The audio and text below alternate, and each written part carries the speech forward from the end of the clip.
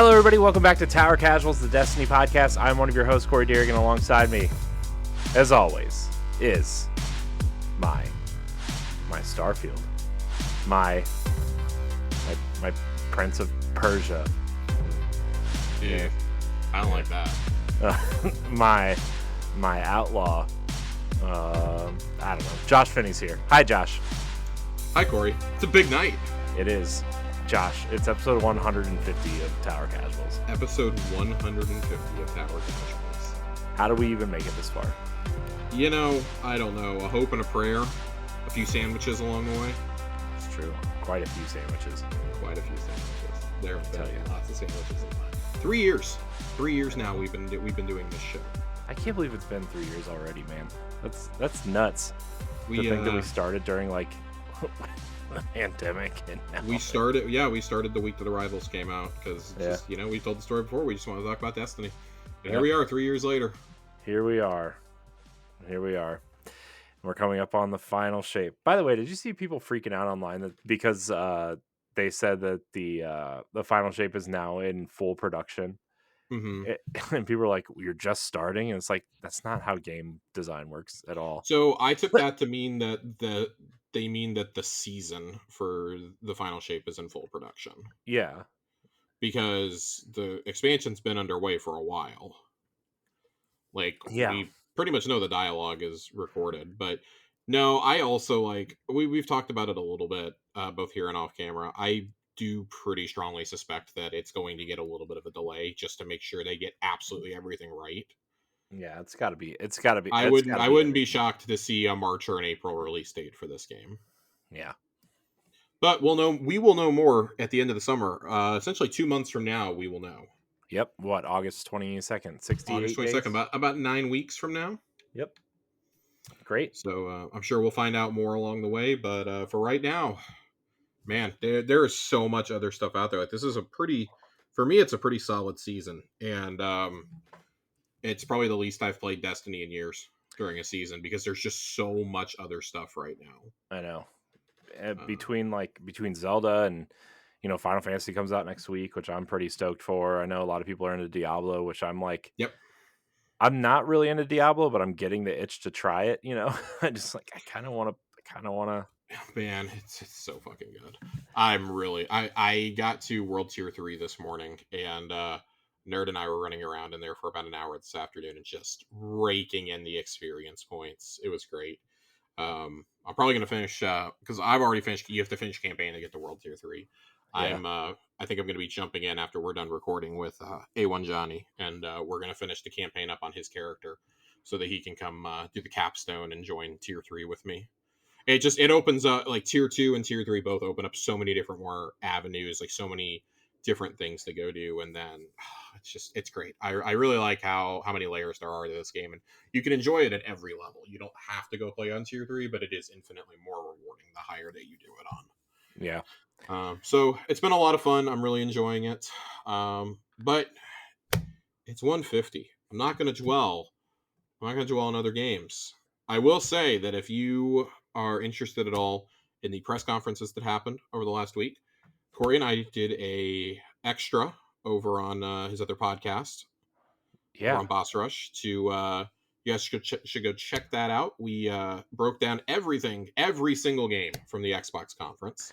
I know. I almost wish we would have waited to do the Ubisoft one too, because the Ubisoft one was pretty good. The Ubisoft one was good because we debated if we were going to do one for Ubisoft and Capcom, just like combine them, and then it was like Capcom's could have been an email. Yeah.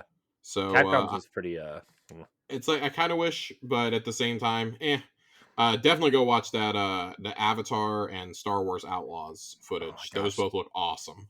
Star Wars looks awesome. I mean, I'm excited for Assassin's Creed. I know that's kind of an unpopular opinion these days. But I think a lot more people are excited for Assassin's Creed this time around because it's returning to the roots. It's not a big open world RPG like Odyssey and Origins and Valhalla all were.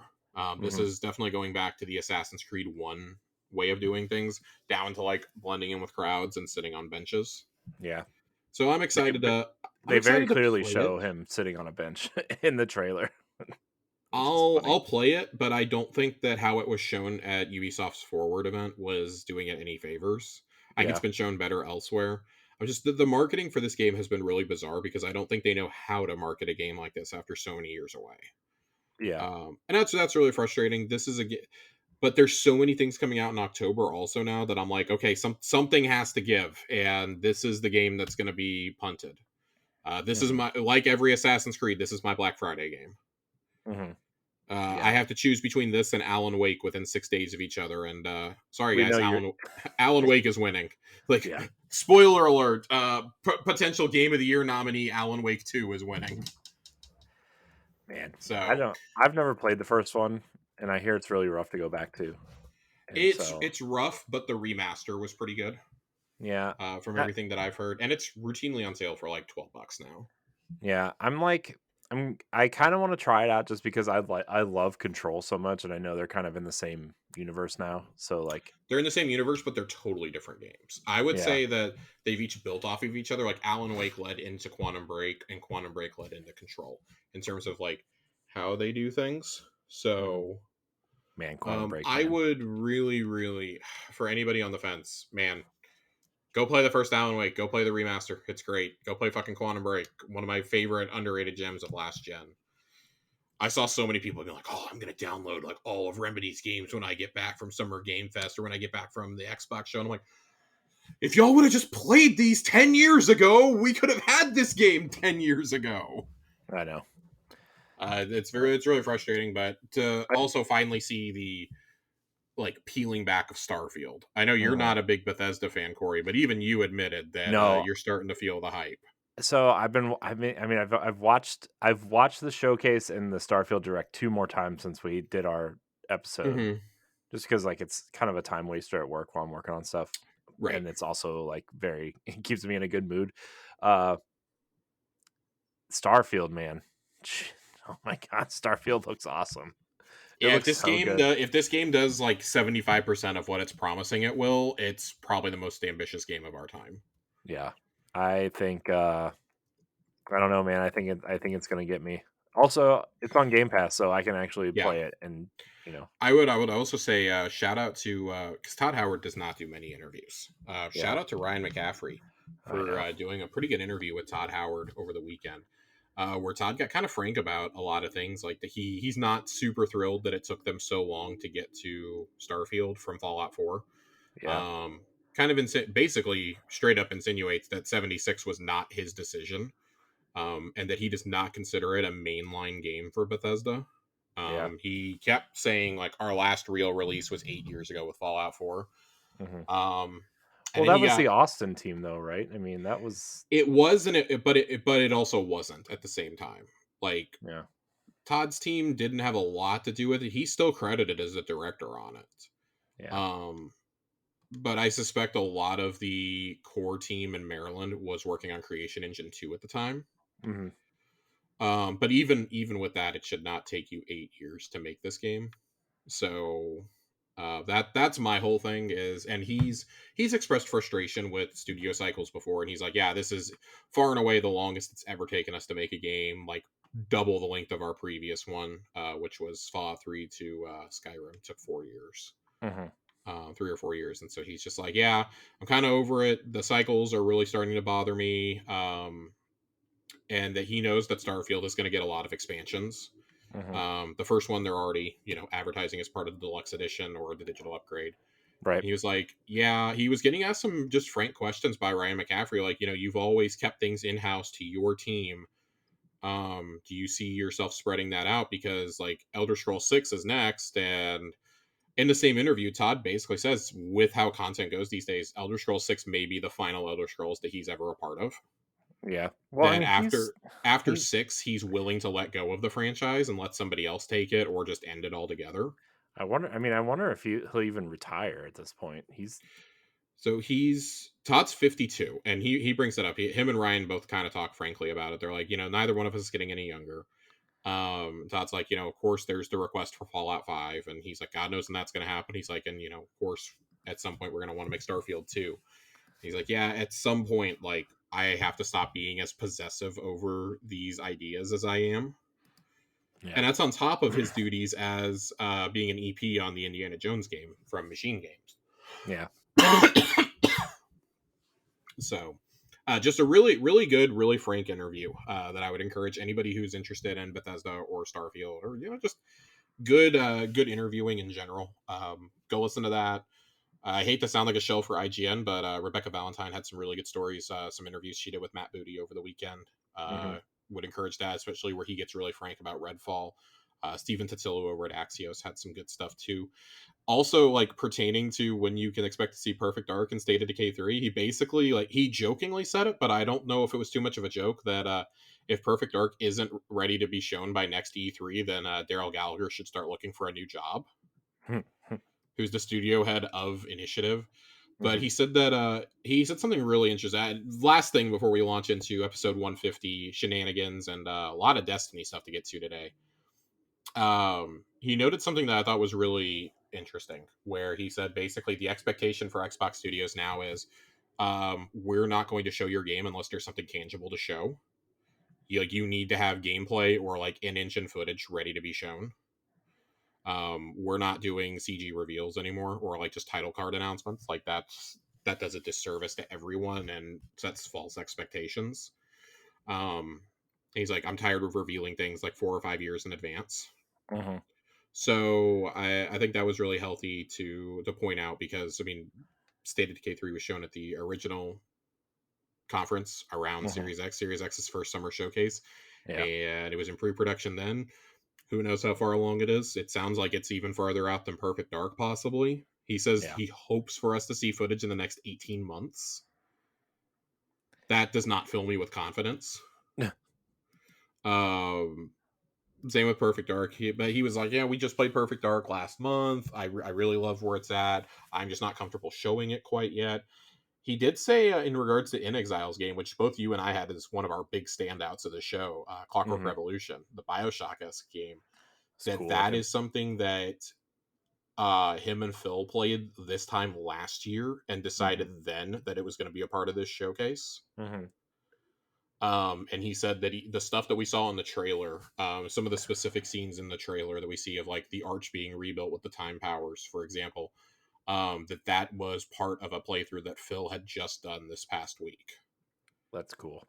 So that was really encouraging. That was really encouraging to hear that, like, oh, they still consider themselves in pre-alpha, but this game looks awesome already. Yeah. And there was actual gameplay shown with it too. So, Yeah. It's an all things exciting aside, time. awesome show. Yeah, Awesome show. it's an exciting time to be an Xbox fan, I gotta tell you. It's the same time to be a gamer. Period. I mean, we've been talking about this, but like, I genuinely don't know what I'm supposed to do this fall. I have Armored Core, a new Destiny season, Baldur's Gate 3, and Starfield all coming in 8 days of each other. With Starfield now having a week of early access. Well, Josh, this is what I told you during our episode, but they make Red Bull for a reason. So, man, listen, I don't need Red Bull. I need like a clone or something that I can share thoughts with. It's getting rough, man. But alas, we are here to celebrate Destiny and 3 years of this podcast. yeah, man, so crazy, man. Like, who would have thought? Not us. Yeah, I mean, not us at all. Yeah, I mean, so I mean, so we started. Man, when we started, we had I went back and listened to a couple of the first episodes, and we had such like we said we were going to do this show. When the season launches, we would do it every week, and then we'd transfer it to every other week, but it would only be a half hour long. Yeah, we wanted it to be like a quick check-in, and it evolved into what it is now. I know. Man, it's so funny to go back there and like just listen to those and where we're at now, and see how the audience and the community has grown and all the inside jokes that have happened and all the stuff in the Discord. Don't worry, Joey. It says, I saw your comment. You said Corey won't see this. I saw it. We actually have to retire one of our longest running jokes, and that is that Nerd Generalist cannot get Vex Mythoclast to drop. Last night, on the eve of episode 150, it finally dropped for him. It was fate. It was fate. I'm so proud of him. All those times grinding Vault of Glass, I'm sure he will never do that raid ever again now. Yeah, I'm sure. I mean, I wouldn't. I'd hang it up. It'd be done. But it is episode 150, Corey, and with it being a milestone episode, we're doing a giveaway. Yeah, giveaway. We announced it on last week's episode, and we announced it in the Discord for you guys to write in a 1-sentence review of Tower Casuals. Yep. I want to read. Some of them are pretty good. Some of these are pretty good. I want to read them off, and I want to attribute to them. And at the end, I'm going to tell you guys who won. It was randomly selected. Google selected the winning entry for us. They selected the person's name. We'll read that out, and I'll be in touch with you this week about your prize. I have one comment. You have one comment before we start. I'm very proud that everyone who entered used Discord and didn't, DM one of us or the Twitter account or email us. I'm very proud of all of you who entered and used the Discord. Bravo. Yes. Bravo. Very, very happy. Very happy. Tiger Jesus 64 wrote in Tower Casuals, Adam Sandler's favorite Destiny podcast. Probably is. Write that down. Saint 14 writes in, I'm not just a baiter for Tower Casuals this season. I'm their Battle Master baiter. Oh, boy. Yeah. Zhao writes in, Tower Casuals, not only a podcast, but a community that rekindled my passion for games. Smoked Cheese. Oh. Tower Casuals, where friends and fantasy come together to hone skills and preserve virginity. Yeah. Panda of Chaos. Tower Casuals, come for Destiny, save for the sandwiches. Yeah. The Dealer. Tower Casuals, if you a casual, you at the right place. Sammy, with my personal favorite entry. I have to get the voice right. The Bill Nighy voice. They called it Tower Casuals, and its arrival changed everything. Was that a good enough speaker voice? It was okay. I'll give it a B-. Fuck you. Nadiki writes in, Tower Casuals, where every channel is the meme channel. It's also true. And it's spelled, the likes are spelled out as facts on that, so. Cade's Ace in the Hole. Tower Casuals, where Destiny's server ineptitude is put in its proper place. Zagreus. Tower Casuals, the place where the players are not as casual as they say they are. That's also true. Jiggly Panda. Tower Casuals, Destiny podcast that covers other games more than Destiny. Recently, yes. Recently, yes. Tower Casuals, please don't blame Ronnie for Aaron's behavior. That's from Aaron. We have Tower Casuals, a Diablo for Destiny podcast. Yeah, that's fair. John Sork, Tower Casuals, it's been a week, but we're still here for you. And then we asked our wonderful moderators to submit some fun ones. Nerd Generalist writes in, Tower Casuals, what did Josh buy this week? The answer is the Starfield controller and the headset.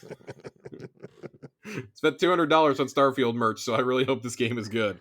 I really want that controller. It's so good. So good. My girlfriend immediately defiled it by putting Hello Kitty thumb pads on it. Oh no, why? Oh yeah, I was so disappointed. Tower Casuals, this is from A1 Johnny. Tower Casuals, where somehow Josh's laptop limps along for another week. Oh my god. Yeah. It didn't make it through the Xbox showcase. It did not. Joasis, Tower Casuals, come for the podcast, stay for the community. Joe also says that I have a PC on life support. Buddy, it's a MacBook Air from 2014. Get your facts right. Fox writes in, Tower Casuals, a gathering place of misfits and non-casuals alike. And I believe we had a couple others in mod chat. Where is it? Joe wrote in, he put in our mod chat before he understood that I needed entries put into the contest channel, which, by the way, our wonderful moderators, Joasis, A1 Johnny, and Fox are not eligible to, and Nerd are not eligible to win our contest for this month. That's because we have something else planned. Yes. Tower Casuals, what can I say? It's a bit Tarantino, definitely a bit Michael Mann. It's sort of a cosmic gumbo. It almost moves to the beat of jazz. I was really hoping that would end on a quote from Heat. I'm not going to lie. Sorry, Josh. Did not. Never have a podcast that you can't leave behind in 30 seconds when you feel the heat around the corner. Corey, I really hope you understood that reference. That's why I'm laughing. Laughing because you understood it or you didn't? Oh, because I did. I'm so proud. Corey understood a movie reference. I'm so proud of him. Look, I get one every once in a while, okay? Oh boy. So, with all that being said, those are our wonderful entries. Google selected as the winner, and he is currently dominating the server fashion contest for villain fashion. It's true. It's very true. Nadiki is our winner of the episode 150 graphic novel giveaway. So I will bust this bad boy out of the cellophane tonight. I will put a message from Corey and myself in there, and I will be in touch with you to get shipping information and send it out to you. Hopefully tomorrow. More than likely, it'll ship on Monday.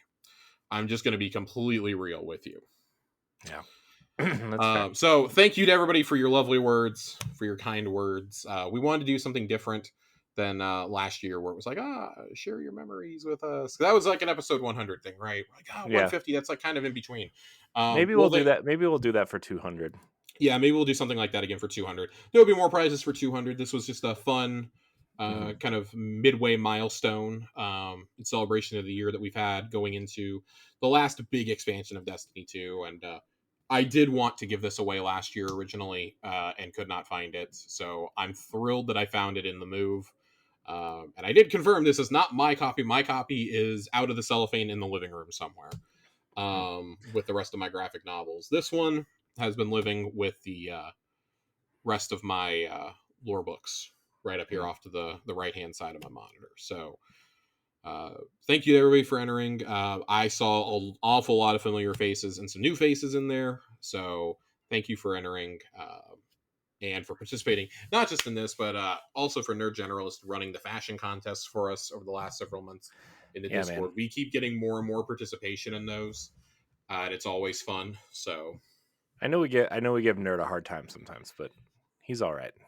You know, I mean, I feel like my man deserves it. I know he deserves it more than us. Just like telling him he's all right. Yes. So. All right. I don't think our Discord would be as amazing as it is without him. So it would not be. Seriously, like I know that we're not all listening to this at the same time, but seriously, a metaphorical round of applause for Nerd for doing all that he does for the pod, for the server. He's not just a guest on here. He is effectively running the Discord for us. He has set up most of the bots that we have going there, helps coordinate, figuring out mods and raid leaders and battle masters and things like that. So I really enjoy that. He's been helping, him and Fox have really been helping set up some Diablo groups lately, which same name in Diablo, by the way. Tower Casualist does have a group in Diablo 4. But yeah, it's been a good time. I hope that we get some more server events going. Joe has been running Sussy Sundays a lot for Among Us, and we've done some Phasmophobia nights. I suspect that we're going to be doing some more multiplayer games as the year goes on. I wouldn't rule out seeing maybe a little bit of Baldur's Gate or Armored Core action as we get into the fall. Yeah. So thank you to everybody who participates in the Discord. That's been the biggest change between episode 100 and 150. You guys you were requesting it around episode 100 a lot.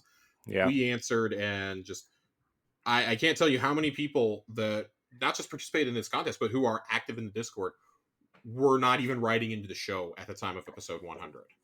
It's true. Sammy is one of the only names I remember off the top of my head that submitted for episode 1. I think him and Tiger Jesus both submitted for episode 100.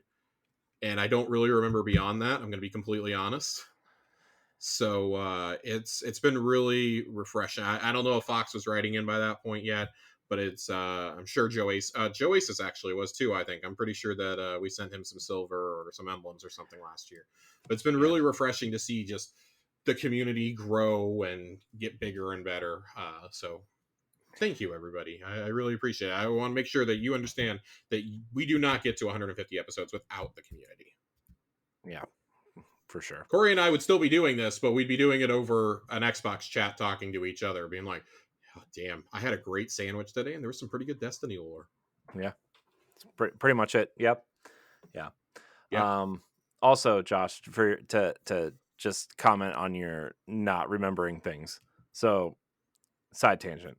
I remember a Yes. long time ago when we were wee lad podcasters. Okay, and I'm talking We like lads. old groups. We were still using Facebook to find sleeper simulant Oh my god, yes. groups. Someone that we listened to from not to bring up IGN again, but Brian Altano.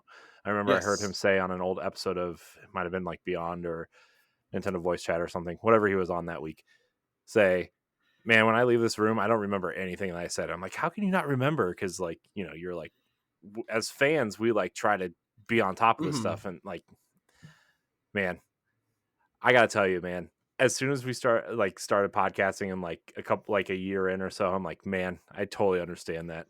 Just not remembering anything when Yeah, the mics go I off. feel that one in a very real way. Yeah. I have to like if it's something like big, I like try to make a note of it somewhere. Mm-hmm. But yeah, I was originally talking with Nerd about like how do we do a giveaway here, and I was like, so I want to do something unique, and he had a really awesome idea that I'm gonna put in my back pocket for episode 200, Mm-hmm. for like a bigger prize, but it was like, well, what if you like did a scavenger hunt through the old episodes? And I'm like, I'd have to listen to the show for the first time ever to do that, so I don't know if I could set that up, but I did find it very funny that that was one of the suggestions. So That's funny. we may do that down the line, but for right now we're good. But Corey, we Yep. actually have some Destiny stuff to talk about tonight. I know the TWID is up. We actually have, well, it's the TWAB forever. We actually have a pretty good amount of stuff here in the TWAB. There was a big Q&A that was called out for on Twitter a couple weeks ago, and there's some answers in there. I want to go through some of those. And we have two pretty nice pieces of lore and some story ramifications to talk about after that. Yeah. And then some listener questions for episode 150. So let's jump on in. Pride at Bungie and Trans at Bungie say good morning. There is a new Rainbow Connection emote that is free, and last year's Transmat effect is still available. The codes are here within the TWID, TWAB, whatever you want to call it. It's in here. And I do think that given the comments that we typically see underneath a blog post about pride or trans visibility, it's more important than ever that we share this, and that Bungie is one of the very few companies that actually studios that is actually taking a frontline stance on this. It isn't just back off because they get a lot of heat in the comments on a tweet. So the paragraph here says, as you already know, June is celebrated as Pride Month, and our Pride at Bungie and Transit Bungie teams couldn't wait to share what Pride means with the entire studio and our players. But what is Pride Month and why does it matter? If you haven't checked out the full blog, you can do so. But a small little recap includes why this period is still important today. According to our blog post, it's a celebration, it's a family, it's a remembrance of a history full of people who were willing to put everything on the line for the freedom to be who they truly are. History like 1969 Stonewall riots that sparked a flame that rages even now for the modern gay rights movement in the United States. History like same-sex marriage legalization efforts in countries like Spain, South Africa, Sweden, France, Austria, and so many more over the last 20 years. Knowing the history is important, and knowing there's still work to do, even more so. And then that's where they give us those codes. So and they ask for you to show your own celebration for Pride Month with at Destiny 2 Game and at Destiny 2 Team on Twitter. So definitely do that. I know we have some members in the community who are partaking in the celebrations. So shout out to you guys. I genuinely, I really love that Bungie takes so many stances like this. We saw with Asian Pacific Islander Heritage Month. Of course, all of this kind of stemmed out of not all of it stemmed out. I think we were doing Pride at Bungie a year before, but Black Lives Matter Mm-hmm. at Bungie, that was a very big deal in 2020. If you guys remember, in fact, the very first episode of this show took place right after that reveal for Beyond Light. I was trying to find the right words. Took right after that, and they did the 8 moments of silence, 7 or 8 minutes of silence leading into it, because of George Floyd. So definitely social justice is at the forefront of Bungie and what they do. I mean, it has been for years, and like not just that, but humanitarian efforts. One of the earliest things I can remember the Bungie Foundation doing was fight the flood, Hurricane Katrina. They did special Master Chief fighting the flood shirts. Right. For that. Those. They've done the shirts for the Australian wildfires. They've done so many things over the years, and like and every purchase on the Bungie store, part of that does go to the Bungie Foundation to provide tablets and computers and game systems to children's hospitals. I like to see a company giving back, like a prominent game studio giving back like that. And just being like, oh, we went and did a day of charity. No, it's like there's like a lot of shit that they do all year long. So, but moving along to this giant Q&A that we have. Let's talk about some frequently asked questions by the community that the gameplay team decided they were going to answer. All right. Before we dive in, this is a good time to remind folks this is an example of the type of content that we'll look to feature standalone developer insight blog posts in the future. Good, because I would really like to get into those in depth here on the show. As far as abilities go, in PvE, ability uptime is very high and it has increased despite global changes to base cooldowns. What are the current thoughts on the ability energy economy? The ability energy economy is something we're always evaluating and adjusting. With the massive number of sources that can grant ability energy, it's always an area of concern. While we don't have any sweeping changes to announce today, this is a continual area of focus for us. Destiny's identity is fundamentally rooted in space magic power fantasies, but we don't want ability uptime to balloon to a point where the power spike from active ability ceases to become a spike and becomes the norm. So basically, they will eventually look into grenade cooldowns and things like that, because as they are as explained down below, not only can you get your base to that, but the artifact mods and things like that can change it and enhance it even more. With aspects, armor mods, and artifact perks that rely on players being able to throw or destroy their crafted tangles, the cooldown can feel frustrating. What is the intent behind the tangle creation cooldown time, and are there any plans to revisit it? During strain development, we experimented with a significantly lower tangle creation cooldown time. When the cooldown was too low, combat became extremely chaotic with random explosions going off all over the battlefield. We don't have any plans to go back to that level of uptime, but we agree that competition around tangles can be frustrating. In Season 22, we're currently on 21, we're currently planning on reducing the tangle cooldown time from 15 seconds to 12 seconds. I have a feeling this probably gets reduced a further 3 seconds to 9 eventually. 9 or 10 seconds for PvE content feels about right. And I understand that you think it's too chaotic and too explosive. This is as you said, this is a space magic power fantasy. Let me do that shit in PvE. I don't care about PvP. Let me do that in PvE. Yeah. Broodweavers were intended to be minion masters of Strand, but Threadlings can feel underwhelming in high-end content, especially with the potency of Suspend. Are there any plans to adjust this relationship going forward? We're working on a two-pronged approach to this problem for Season 22. We agree that it can be hard for Threadlings to feel valuable as combatant health increases in high-difficulty PvE content. Agree. We also believe that Suspend is currently too strong in PvE. Also agree. For Season 22, we're implementing a sizable increase in Threadling damage against PvE targets and reducing the duration and uptime of Suspend sources in PvE. In addition, we're making a change to Broodweaver's newest Strand aspect, the Wanderer, to address community feedback regarding its potency. And how does the team feel about the current suite of grenades? We want all grenades to feel viable. Some grenades are fundamentally better suited to specific situations or modes. We don't expect perfect equalization as a result, but we want to avoid situations where a single option is clearly the best across many different combat roles. For Season 22, we're making some small adjustments to the uptime of a few underperforming grenade options, and as we move forward, we'll continue to evaluate and adjust both overperforming and underperforming options as needed for the health of the sandbox. This is pretty clearly a dig at arc grenades, specifically storm grenades from Titans. That's what this kind of reads like to me, and maybe Warlock fusion grenades. Yeah. This kind of feels like it's a dig at both of those, but not even just a dig. They've had their time in the sun. It's time. It's time. Nerf them just a little bit, just a little bit. I'm not saying a lot, but maybe enough to where this isn't absolutely essential for the best build in the class. Yeah. Weapons. Here we go, buddy. Weapons. Can/will hand cannons get a buff? Not quite the Shadowkeep levels, but at least something. There's a lot here about hand cannons. Hand cannons have been touched several times over the past few years, and the current PvE damage numbers mean that compared to pre-Shadowkeep, they currently deal roughly the same damage per crit and almost double the body damage. Reverting to Shadowkeep numbers would be a substantial nerf for anyone who ever misses a crit, which we're not planning to do. The overall balance of PvE has changed substantially over the past few years, though, and some weapons have suffered as a result.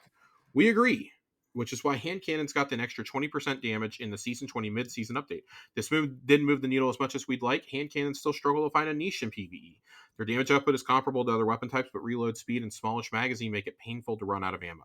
There is some room to bump them a little more against minor enemies, but what if they looked like and became primary ammo option for clunking down tougher single enemies?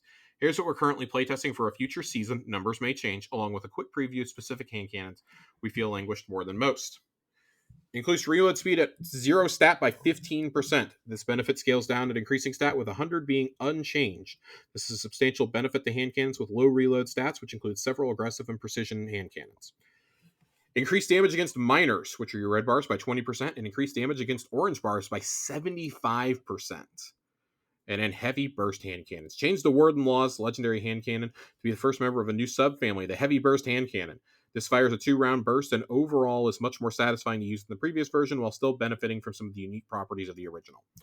I think it's pretty self-explanatory. Hand cannons are going to be an evolving area of focus over the next year or two. And I do agree in PvE content, they felt kind of off unless you're using in the stun champs. Over probably the last year and a half.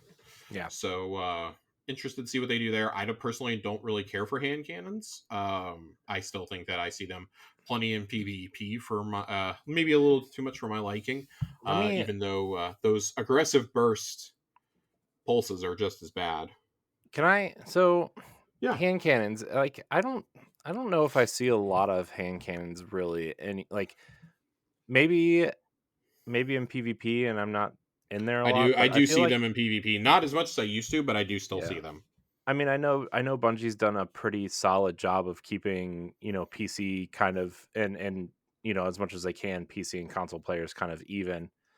But also, like, I feel like hand cannons are more of like a PC kind of players go to, Yeah, and I think they developed that reputation with Not Forgotten and Luna's Howl. Yeah. That's really when they developed that reputation during Forsaken. So yeah. Question. Kinetic weapons seem to be falling behind as builds get more intricate. Are there any plans or ideas to make them more interesting and help integrate them into builds? Well, we've also noticed this. We've poked at the issue a little with the damage increase versus unshielded enemies and kinetic tremors perk. We've also prioritized shipping more strand and stasis weapons in the kinetic slot to equalize those numbers a little and ensure all slots can tie into build crafting. We're continuing to look at kinetic and have something planned on a year of the final shape timeline that may make them a little more unique. But maybe it's time for that kinetic subclass? Probably not. So, kind of just, you're in a holding pattern if you're using something without an element, essentially. I don't think that they're all bad, but you are probably doing yourself a disservice by not getting that elemental damage for free. At least in PvE content. That's what I would say. How's the team feeling about the current state of glaives, and what about the exotic glaives? We've got a substantial glaive tuning pass coming in a future season, currently season 23, aiming to make them more satisfying to use, particularly in PvP. I'm already plenty satisfied, but if you want to give me some free buffs, I'll take them. Right. And we are not happy with the current state of the class-specific exotic glaives and are working to make some major changes to them when we touch glaives all up. This will likely take the form of adjusting how players activate exotic perks along with some other changes.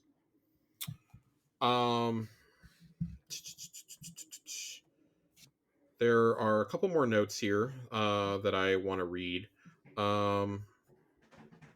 Let's see here. Here's kind of a juicy one, because this is always a big topic of discussion amongst the community, I've noticed. How do you determine what gets nerfed and what gets buffed? Do these parameters change season over season? Just to comment on the persistent Bungie balances based on usage narrative, this is not the case. But note that if something is wildly overused, in many cases that's because it's both strong and easy to use. Players typically won't flock to a specific weapon in droves if it's perfectly balanced. When we're deciding what to use for a balance pass, we look at 5 main sources of information to identify what we ought to look at. Internal feedback from playtesting. Designers have 10 hours of playtests a week, or our own experiences playing the live game. Designers play the game heavily and carve out a little time each week to fire up Fire team up for raids and trials. Live feedback sourced from players' weapon usage. We look at usage by owner so as not to miss what's going on with low ownership weapons. Weapon effectiveness. Examples include kills per time equipped with rate and win rate with the weapon equipped and so forth. Design analysis of the implementation of a weapon, so looking through perks and other data to see if something is obviously wrong. Having pulled together a list of weapons, we'll go through them and identify what's contributing to the issue. In some cases, it's innate to the weapon itself and we'll adjust it, but in other cases, it's a specific perk combo and the overall weapon type rather than a single weapon or lack of competition, and we can address the issue without touching the weapon in question. Some of the logic for which weapons get attention changes depending on the focus of the season. If we have a high representation of a weapon type in the seasonal artifact, we're shipping several new or reprised weapons of a specific type, or encounters play well with a specific weapon type. Well, dig into the matching weapons to make sure they perform well with the seasonal focus from other teams. For example, in the past, we've had seasons that revolve around high density, close range encounters with matching artifact armor unlocks and revisited the tuning of submachine guns and grenade launchers. That is a lot. Yeah, that's a lot. That's a lot there. Yeah. I'm gonna let you take this while I get a drink. Oh, jeez. Yeah. I mean, it's a lot, man. I don't know what to tell you, man. There's a lot of changes coming. So I just I do think this helps to dispel some of the notion that Bungie just wings it and like, yeah. oh, Bungie just wants to nerf fun or like buff things, you know, if people are using them or aren't using them and this and that. That pretty clearly seems like it's not true here. Yeah. Rather, it seems what they're doing is they want to base it off the type of encounters that are shipping that season, and and they want to curate the artifact mods to go in with that to work kind of together in conjunction. I know a lot of people were just like groaning that, oh god, here we go, you know, like overload SMG for like a third season in a row, right? Or you know, anti-pulse pulse the anti-barrier pulse rifle or anti-barrier scout and things like that. Like there's some typical ones you can always count on to be there. But I think as you get further into it, I mean, like for example, last season we had a lot of strand and void and solar focus. This season we're having a lot of arc and void and strand ish focus, to where those builds aren't nearly as broken, but arc is a whole lot more fun. I'm really having fun with some of the arc ones. I'm not going to read this whole paragraph here, but I do think a couple things are worth reading out of this one. The question for reference is, are any further exotic tunings planned for the future, and what's the thought process behind those plan changes? So to give some context on timelines, we've just shipped Season 21. Season 22 is complete. 23 is in full production, and the final shape is entering early production. To be clear, this is referring to seasons as far as I'm concerned, because Season 22 is the upcoming season. That is the season that will start in August. 23 is going to be our holiday season, and then obviously Final Shape is Final Shape. This does not mean they are just now starting work on the Final Shape expansion. Yeah.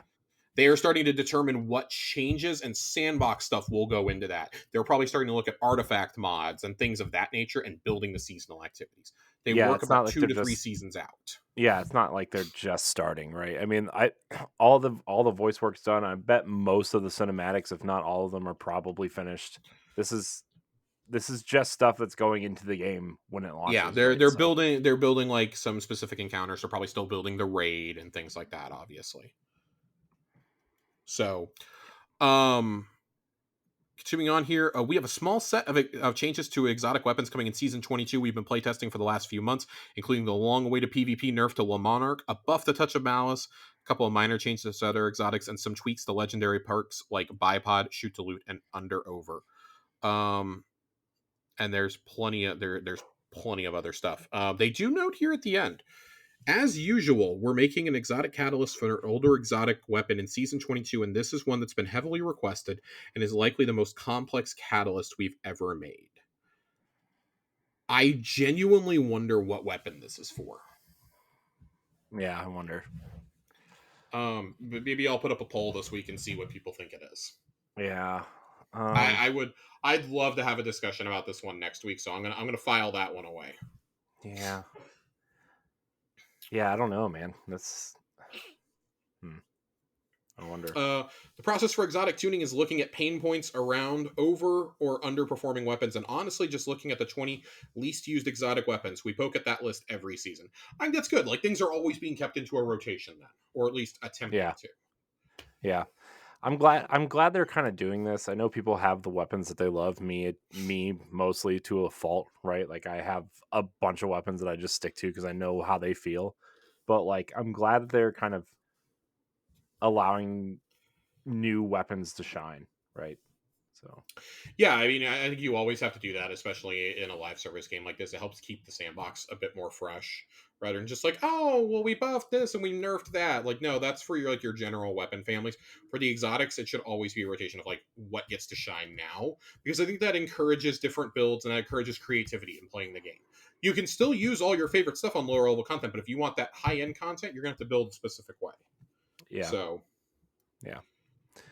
um, let's move on to the next one. My favorite exotic armor could use a buff. Any plans to continue balancing legacy exotic armor? There are many existing exotic armors that we want to see get more use in the sandbox, and a few that still feel too strong. It's our intention to continue balancing armor incrementally over time. Next batch of changes next season in season 22.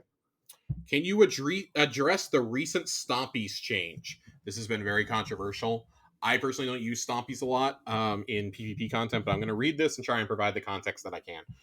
Stompies provide great neutral game benefits that excel in PvP and have the potential to make it very difficult to target a hunter wearing them thanks to the unique nature of the hunter jump, which allows for rapid direction changes in midair.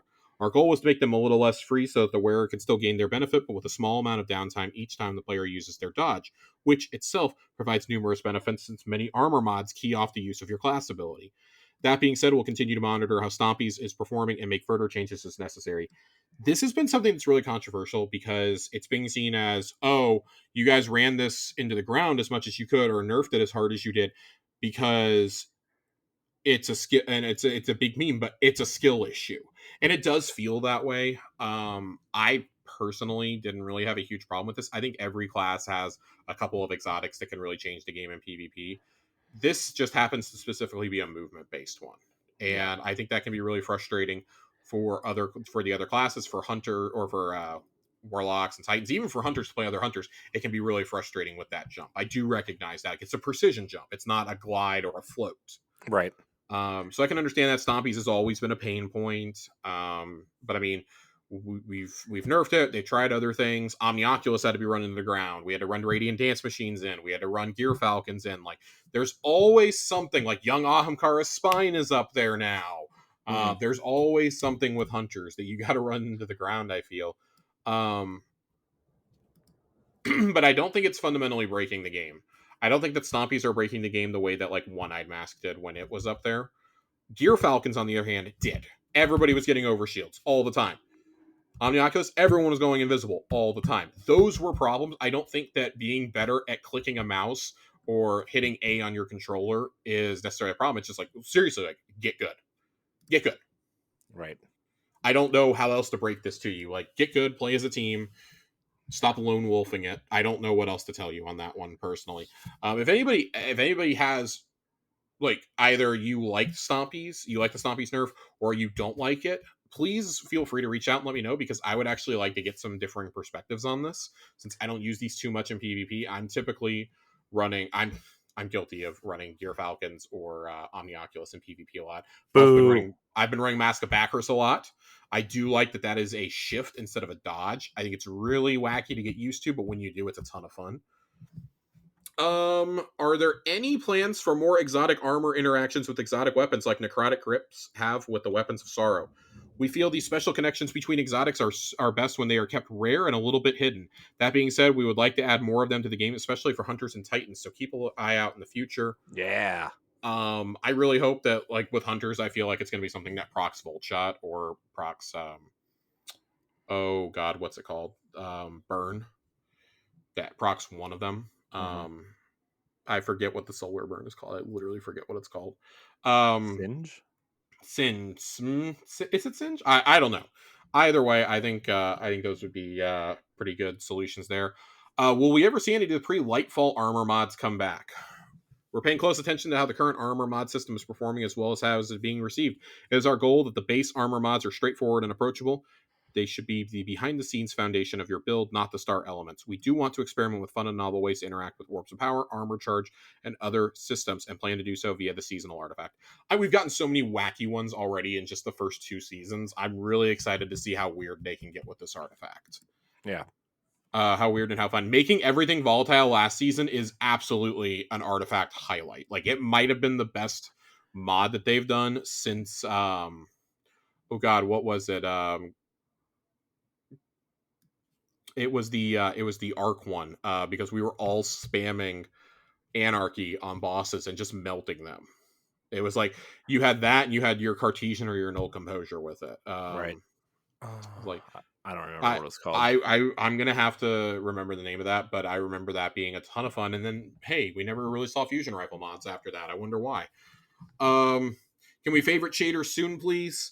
They will be sharing new features in this vein soon. It's a pretty complex thing, and they're too hesitant to talk about it too early.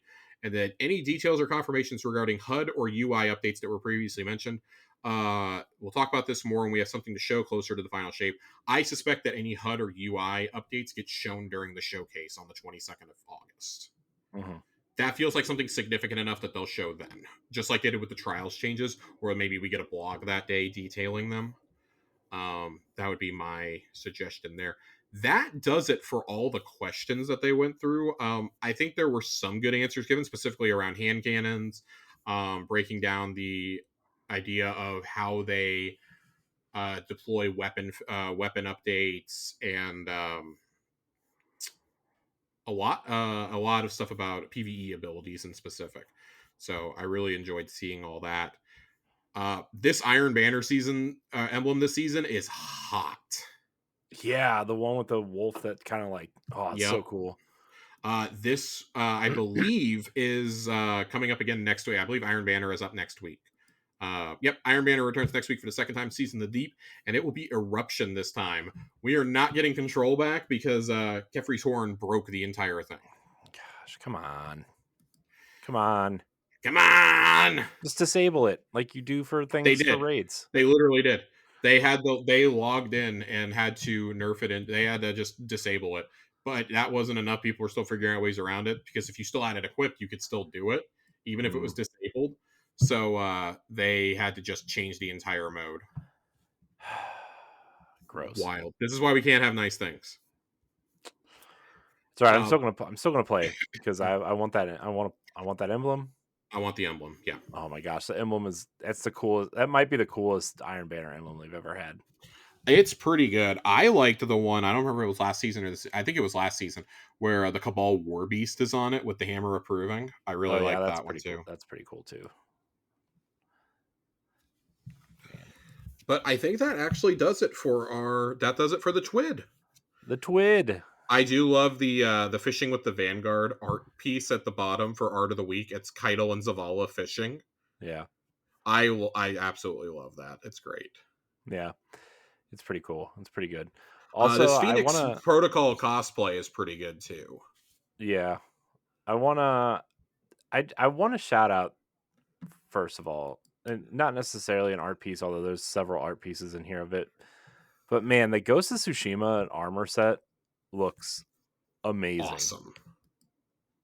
It looks amazing. It makes me want to play Warlock just so I can wear it.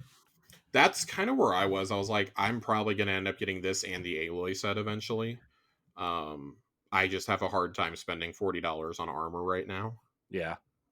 It'll be seasons down the road when I do it, I'm sure, because those are never going out of the store, let's be honest. Yeah. They don't take any of the armor sets out. They just may not be available next season. So I may have to grab at least my Aloy set this season with my finishers. I want that finisher bundle. Yeah. I mainly want the Blades of Chaos. Man, dude, that's Ghost of Tsushima set is probably the coolest crossover set they've ever done. Man, I don't know. This is like the third crossover set in a row though that the Warlocks have gotten a banger set out of though. Because they got the Assassin robes last time, and I still love their Fortnite set with the fox and the trench coat. Yeah, the fox head and the trench coat. Oh, I logged in just to buy the Jordans for my warlock. Mm. So my warlock can run around in comfy ass shoes during all this. Mm. Um, all joking aside, though, I really do think the collabs have been pretty solid, like overall. I don't think they've been like life affirming for our poor Titan brethren, but the Kratos set is pretty cool still. No, it's not. Yes, it It is. sucks. I It still sucks. like the Kratos set. You can be boring. I still think the Kratos set is good. Is it as good as the other two? No, but it's Corey. It could be the Fortnite set again. Okay. Yeah, I don't want to talk about it. I didn't even like the Assassin's Creed set. Oh my. Well, I can't really blame you there, but I did like the idea you could wear a shield on your back. I thought that was really cool. Yeah, I mean that was cool, but also like I had to buy the whole set just to get that, and I'm not sure if that was worth it. So It wasn't. But the things we do in the name of fashion. yeah, Um let's shift gears to the seasonal to some seasonal storylines and some seasonal stuff. We've had some developments this week.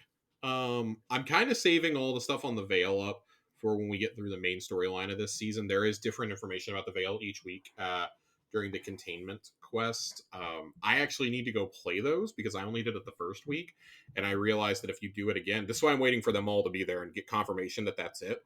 So I can go in and just you can listen to all the messages one after another. So I'm just yeah, gonna get like 10 minutes of dialogue and be taking notes. yeah. Um, That's the way to do it. these deep dives though, so there's ways that you can make them harder throughout. If you go over to the Taken Ball, if you go over to Toland, and you'll get like a little thing you have to go do. Like in the first room, when you do that, it's like, oh, go shoot all the blights real quick, and then that'll spawn things, and you have to do like a time trial at the end. The next one, you do that, you have to kill, or you have to stand and take an essence to get rid of them, and then you have to do a time trial at the end with increasingly harder enemies throughout all of them. The last one, it's like this mega boss when you get to reward tier 7. There's 3 of them. There's reward tier 3, 5, and 7. 7 is the wildest thing. This was legitimately hard. The boss, the actual deep dive boss, was nothing compared to this guy. Mm-hmm. I did it with a couple of randos the other day, and we finished it with about 10 seconds to go. We were all out of heavy. We Wow. were just trace rifling the boss to death.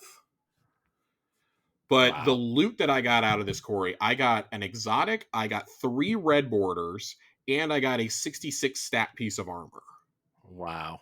from doing a tier 7. Wow. So it is totally worth it to go and do these tier 7s. At least like get up to a tier 5. I mean, like anything beyond the base tier rewards is great. And you get a ton of extra rep with the vendor for doing it. I think I went up a whole rank. Wow. And I'm pretty far in. I was midway through level 12, and when I got done with that, I was midway through level 13. So Nice. I think it's definitely worth it to be doing those. I don't know how many more I'll do, but it was totally worth it. And I felt like the story this week actually kind of went somewhere tangible. We got some more broken stuff from Sloan, which I think next week is. I can't believe we're going to be off by a week. We're probably going to be off by a week to like a huge turning point in the story, and that really bothers me because it would have been perfect if it was on 150. But this is an imperfect show, so it'll be on 151. It really feels like they're ready to drop a bomb on us. Yeah, I kind of feeling that way, We know man. there's a leaked cutscene. It is coming at some point this season, and there's only 2 weeks left in the quest. So I gotta think that it's coming pretty soon. I gotta Yeah. think it's coming before Solstice, and I gotta think that exotic quest is gonna drop pretty soon too. Yeah, I mean, I'm kind of surprised it hasn't already, to be I'm honest with you. glad it hasn't because it's gonna give me reasons to log in July. Because Solstice isn't really gonna be doing it for me, but I'm gonna be ready for a break from like Final Fantasy and stuff by then. Does So I'm Solstice excited to ever get do into it for things. anybody? Let's Yes, I I love Solstice. I actually really like how they've done it. It's just I grinded it for so many years with so little reward that now that it's actually fun, I can't bring myself to do it. Hmm. I feel the same way about a lot of these events. I did them all last year and earned the seals, so I don't like feel pressured to do it this year. But I like them. I like seeing what kind of rewards you can get and whatnot. Will they finally get me with an event card? Probably not, but we can wait and see. I want to see if anything from last year's event card is on sale in the shop, namely the shader. Yeah. That's what I'm waiting to see. But I think the most impactful thing out of this week was the dialogue that we get at the end. So last week, Drifter kind of started messing with Sloane a little bit, and I don't know if it was like messing with her or if he was like trying to flirt with her or what, but he got really candid with her this week about he flat out asked her, he goes, "Have you ever left the soul system?"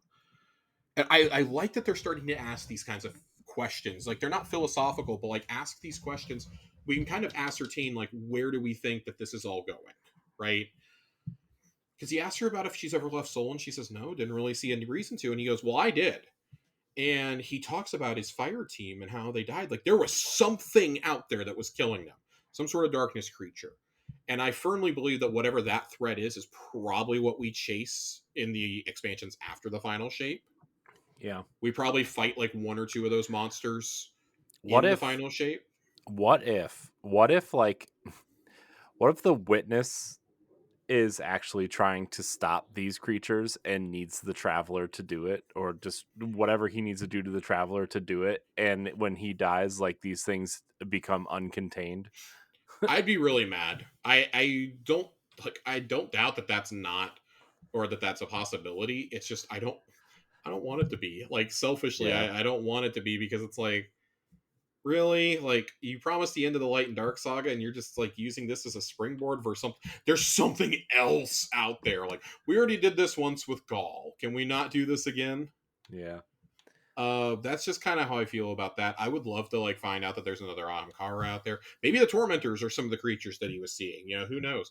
But he talks about his entire fire team dying and basically being like, it changes a man. Yeah. It changes a guy, and like it's very clear that it's stuck with him. And Sloane is kind of moved. Like they both felt abandoned and were on their own for a very long time. Um, we've kind of seen a more honorable side of Drifter this season, though. And I was talking about this with Nerd earlier today, actually, and I was like, we keep talking about like a major character sacrifice or someone's going to die at some point. And I don't think I don't think they would do it in the context of a season, right? Hmm. But what if Drifter is one of the NPCs that we say goodbye to in this final year as a way to sunset Gambit? Man, I don't. Well, you could always sunset Gambit by like leaving the system, I think, too. Well, so I mean, the whole purpose behind Gambit is he's preparing us for the shit he saw out there. That's been Drifter's whole MO, is that he is training us to fight what lies beyond, essentially. And that he was given the Hall by the Nine. We still don't know the Nine's purpose and everything. I don't know if we ever will. But his whole thing is to train us and make us the best warrior that we can be. And it's pretty clear that we're living up to his expectations. Like, I love that he'll yell at you during some of these things. Like, I've seen you bank moats faster than this. Bank them, bank them, bank them. Like yelling at you during the salvage missions. And they've put so much focus on Drifter with some of these goofier things like the Salvation's Grip quest, like Season of the Blunder, and Mhm. now during Season of the Deep, we've got him as a main character yet again, and we're getting the most out of his past that we ever have. There's some dialogue where he talks with he talks with Saladin. He talks with Saladin over the comms. If you go listen to the extra transmission for this week, it's or excuse me, he does not talk with Saladin. It's him and Saladin talked last week, but the transmission is between Saladin and Zavala. Like it also really feels like they were kind of setting Zavala up to be a sacrifice, and I don't know if they go through with it. I'm still not totally convinced that they don't just pull the rug out from under us and go, nope, bye, psych, we're letting Lance live on forever. Yeah. Because it really feels like they're gearing Zavala up for a sacrifice. The way that he's talking, he's talking with Saladin this week, and Yeah, and especially if they drop a bomb on us this week with either Sloan or Drifter, right? Like I don't know. I feel like we're starting to say goodbye and putting him in a place where he's just like in a place where he has nothing left almost, mm-hmm. except for us and maybe Ikora, right? And so he sacrifices himself to get us out of there or whatever. This kind of feels like the beginning of the end. It did with Amanda too, right? But even though like her death wasn't really kind of warranted, I don't know. I kind of felt her death was empty. We kind of talked about that already, but like Amanda was so close to Zavala, and like him losing her, like I don't know, man. It's starting. It's starting. I think that Zavala's will be played up more. They're not, if Zavala or Drifter or anybody like that does die, it's not going to be in a seasonal thing. Yeah. That's No. going to be a front and center moment. Yeah. I mean, I wonder if it could be like the beginning, like at Well, the so beginning of the I final would season. argue that they started the beginning of the end for Zavala last year with Hakim's story. Yeah, it's true. I would argue that that was the beginning of the end there for Zavala. I mean, the man's been wrestling between the nature of the light and the dark since Cade's death. Yeah. And he's never really reconciled it. The throwing stasis into it definitely threw him for a loop. And my man is just kind of like, if he could just go off and be a sojourn, I think he would right now. I firmly believe that Zavala likely like 90% makes it out of this saga at this point and they just retire the character. They're going to do what the Fast and the Furious did not have the respect to do to Paul Walker. And they're going to just retire the character and without making it weird. I do think that Cade probably wasn't intended to come back like permanently and it's going to be like there is like an apparition or something, but I'd have to guess that they have struck some sort of deal with Nathan Fillion and be like, hey, we need you to record like a handful of dialogue lines like every year just so you can be like the voice of the Vanguard to us Yeah. while we're out exploring. Because I'm pretty sure, I'm like 90% sure Ikora just pieces out from the tower. She's out of here. Yeah. But I would expect like Cade and maybe Crow to be the ones who coordinate Vanguard stuff. Because I mean, my popular theory, it's not even like just my theory, it's just like it's a popular theory in the community, is that Crow will become the first real speaker, the first true speaker. Mm-hmm. And that Satan Osiris will either, stay to mentor him, which I could easily see Osiris doing it, but I really think it would be Saladin, assuming he makes it out. Saladin probably stays to help him, be captain of the guard, whatever. And we leave with whoever doesn't want to stick around. And there's a little bit in the lore that makes me think that if good old Uncle Drifter survives, that him and Eris will be the first ones aboard that boat. Yeah. But Yeah. do we have any thoughts on like where the story is going? The narrative this season has felt kind of like disjointed. I wouldn't Yeah. say it's bad, but it's like we're cramming a bunch of character This is development in really quickly here because we're approaching the end so fast. yeah, this It's like, this oh feels shit, we like got to give Drifter some substance. We got to give Saladin a little bit more. yeah, I mean, this was what I was afraid of last year, right? Where Yeah, like, we were initially you kind of think like, oh, two expansions, there's 8 seasons left to tell the story, but like when you really break it down, there's really only 4 seasons to tell the story because the expansion is going to be the final thing, right? And then the yeah, seasons afterwards, we don't know if they're going to split it into like Warmind style expansions or yeah. We whatever. we won't know until Yeah. August. But like you really only have 4 seasons to wrap everything up, and this is kind of what I was afraid of, where like the last 2 season stories, although they were telling pretty decent stories for the most part, they were like last season especially felt really crammed and almost unwarranted, and this season feels really crammed, right? Like it just feels like they're cramming all this stuff in, and I don't know, maybe these will be seasons we look back on in 6 months or a year and be like, oh, those were great seasons, right? But right now, I think on that subject, I think Defiance was actually pretty good. I don't like that the narrative shifted from being freedom fighters to and like exploring the war's effect on Earth to Amanda died, we have to get revenge. I actually thought that was really fucking stupid. mhm, Because I'm sorry, like I don't care about Amanda. I never felt any sort of connection to her. The mhm, Mithrax fake out had me very worried. Like I thought Mithrax was going to bite it, and then yeah, they kill Amanda instead. And let's be honest, she's as close as you can get to an actual character that matters without actually killing one of them. mhm, Like I like that we had some focus on Devrim. After all these years, Devrim finally had something to do. I like that we had some more Mithrax there. And that Crow is a part of all this. Like it makes sense for them to be a part of this. It never really made sense for Amanda. mhm, So yeah, I'm not like overly jazzed yeah, about that line of thought, but I don't know. I'm not like gonna write it off either. I think this season's been really good for character development. Just like I want to know where the story is going. It's clearly all but like Stallone's visions are clearly building up. yeah, It's clearly building up to like that cutscene that has leaked, and mercifully we have remained unspoiled thus far. it's clearly building to that, and I'm just like, okay, I really hope this has like a giant megaton, like a megaton reveal in that could change the entire way that we think about this season. Mhm.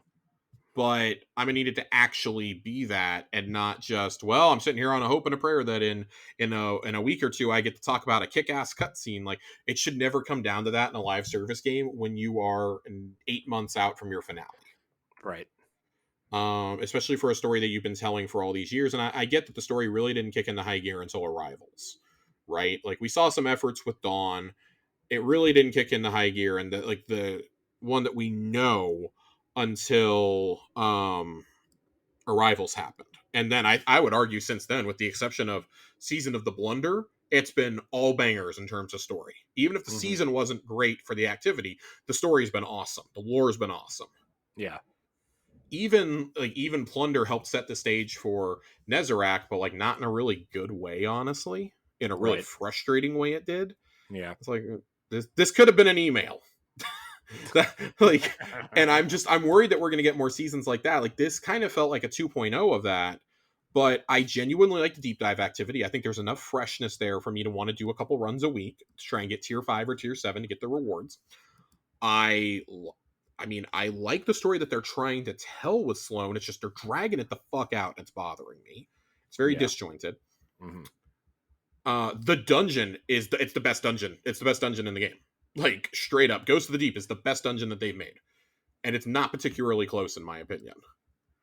So, like, That's that's good to cool. hear. I'm gonna run it for the first time tomorrow, so hopefully. Yeah, I mean, you've got some good stuff going for you there. Like, it's just, and I don't even mind salvage. It's just, I don't feel that, I think we're all just so tired of the seasonal model at Mhm. this point for Destiny. Like, I really truly hope that they go back to doing like the Curse of Osiris or Warmind style expansions going forward. Yeah. I would rather that be my season pass and just like have 2 giant content drops a year, so Yeah. that maybe we get a couple strikes with them. We get a raid and a dungeon with each one. I I don't would know. I would even say you could maybe squeak it out to 3. I don't want them to squeak it out to 3 though. That's the thing, because in my mind, I'm just taking out a season because I want there to still be some like seasonal style content attached to the actual base release. Yeah. So I want that to be like a little mini season, and then Oh I yeah. want the Yeah, 2 bigger expansions. I guess that would make I guess that would make sense where the expansion would have content in it and then you would release something 4 months later and then another one 4 months later. Yeah, okay, that would make sense. Never mind. Erase what I said, Josh.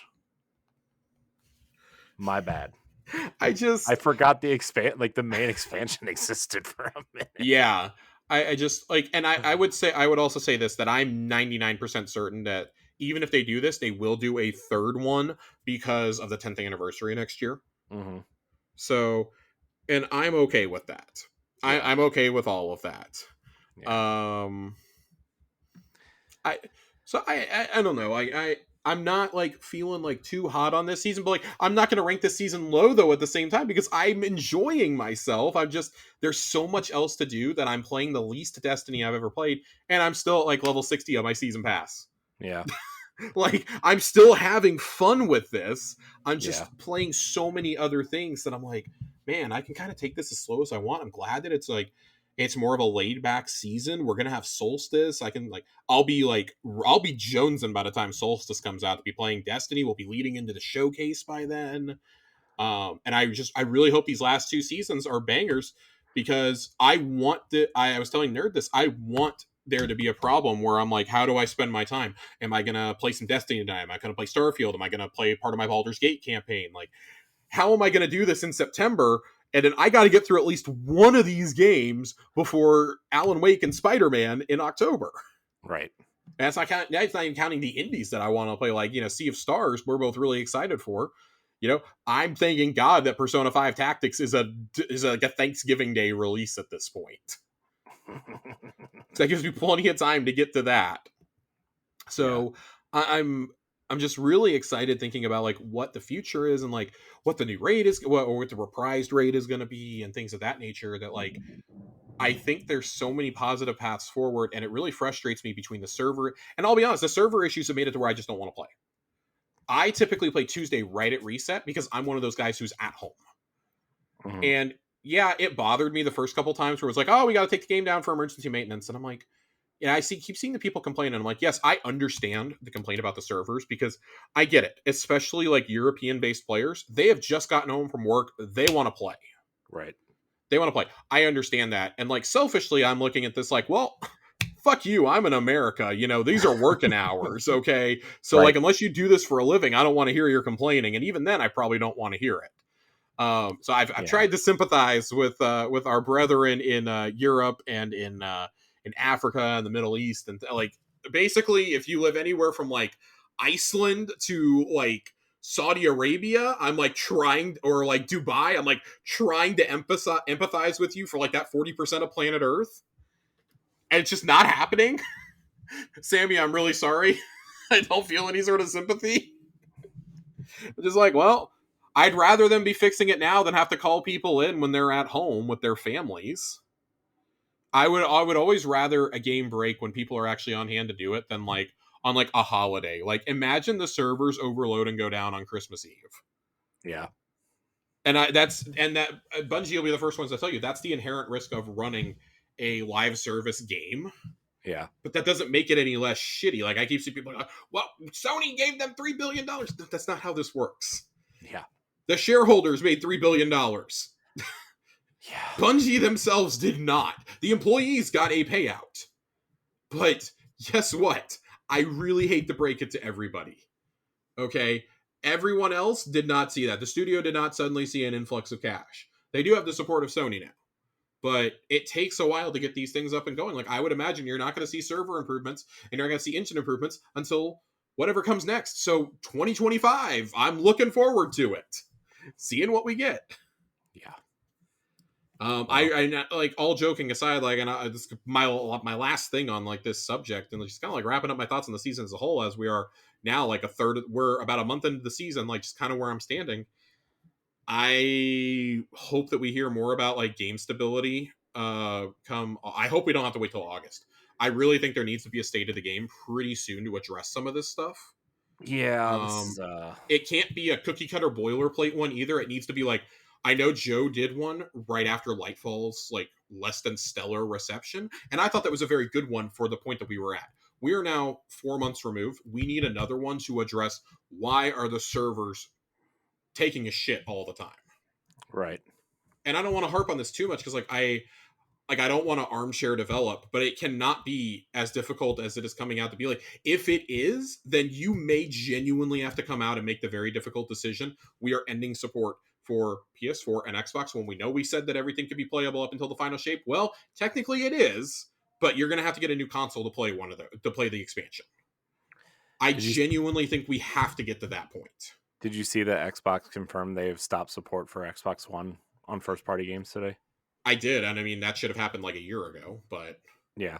it also Well, like I mean it makes Minecraft sense. Like what Minecraft. else is coming from their internal studios that could possibly run on Xbox? I mean, like Age of Empires 4.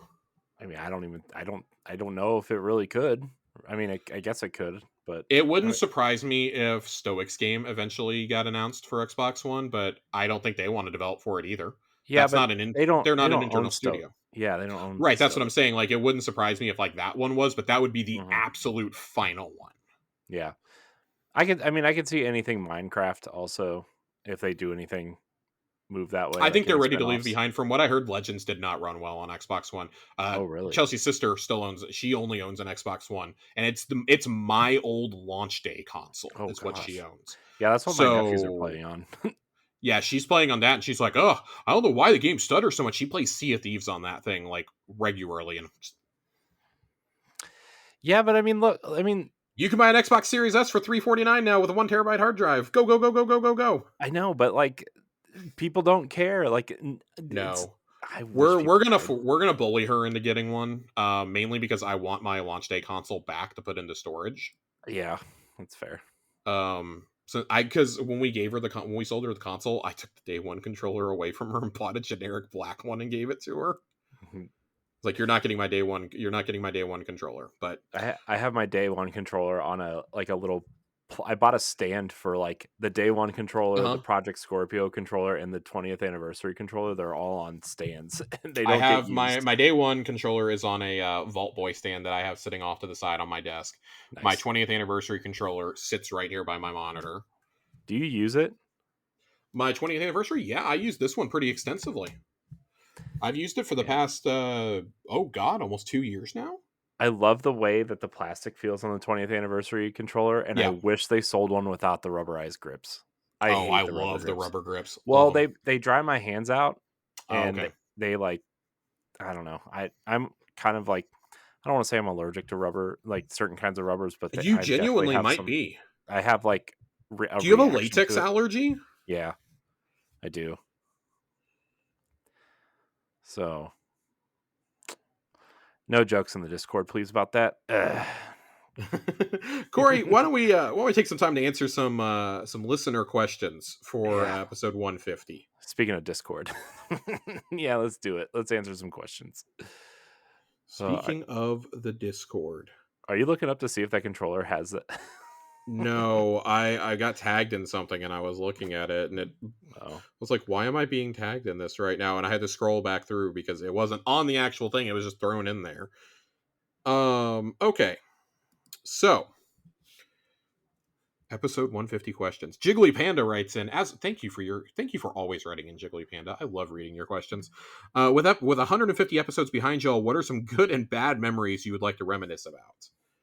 good and bad memories. Oh man. I mean, I think we covered a lot of good ones earlier in this. Anybody who's listened to us for any amount of time knows, Corey and I have a long friendship dating back to before this show started. Yeah. Um, Literally, Facebook groups for Sleeper Stimulant is how we became friends. Yeah. Um, that was back when Corey was still doing Weekly Strike. Yeah. Oh my gosh. That was It that. just started. You had just started Weekly Strike because that was right after Taken King came out. Well, we started it. We started it right before the House of Wolves came out. Oh, okay, okay, okay. So, but the rumors for Sleeper Simulant were starting to come around, like, and we were like, oh, well, we should probably do something. And then when the Taken King came out, that the group was created, and Josh and I were both in it. And I wonder if that group still exists. I think it still does. I don't check my Facebook like ever. But when I do occasionally log in, I am reminded that I am still an admin of several old groups that I haven't looked at and that I muted, like, no joke, 6 or 7 years ago. Yeah. So I'll have to look at some point and see if we're still on there. If we are, I will. I'll take a screen cap of the group to prove that Corey and I have been in there for like 7 years together.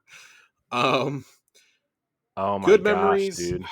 God, other good memories. I found old Um, episodes of Weekly Strike when I oh typed my in Sleeper Simulant lord. on. Oh my god, man. Other good memories. I would say deciding that we wanted to make Lore Corner a permanent thing. That was one of the earliest things we added to the show. Uh huh. Because I was hijacked.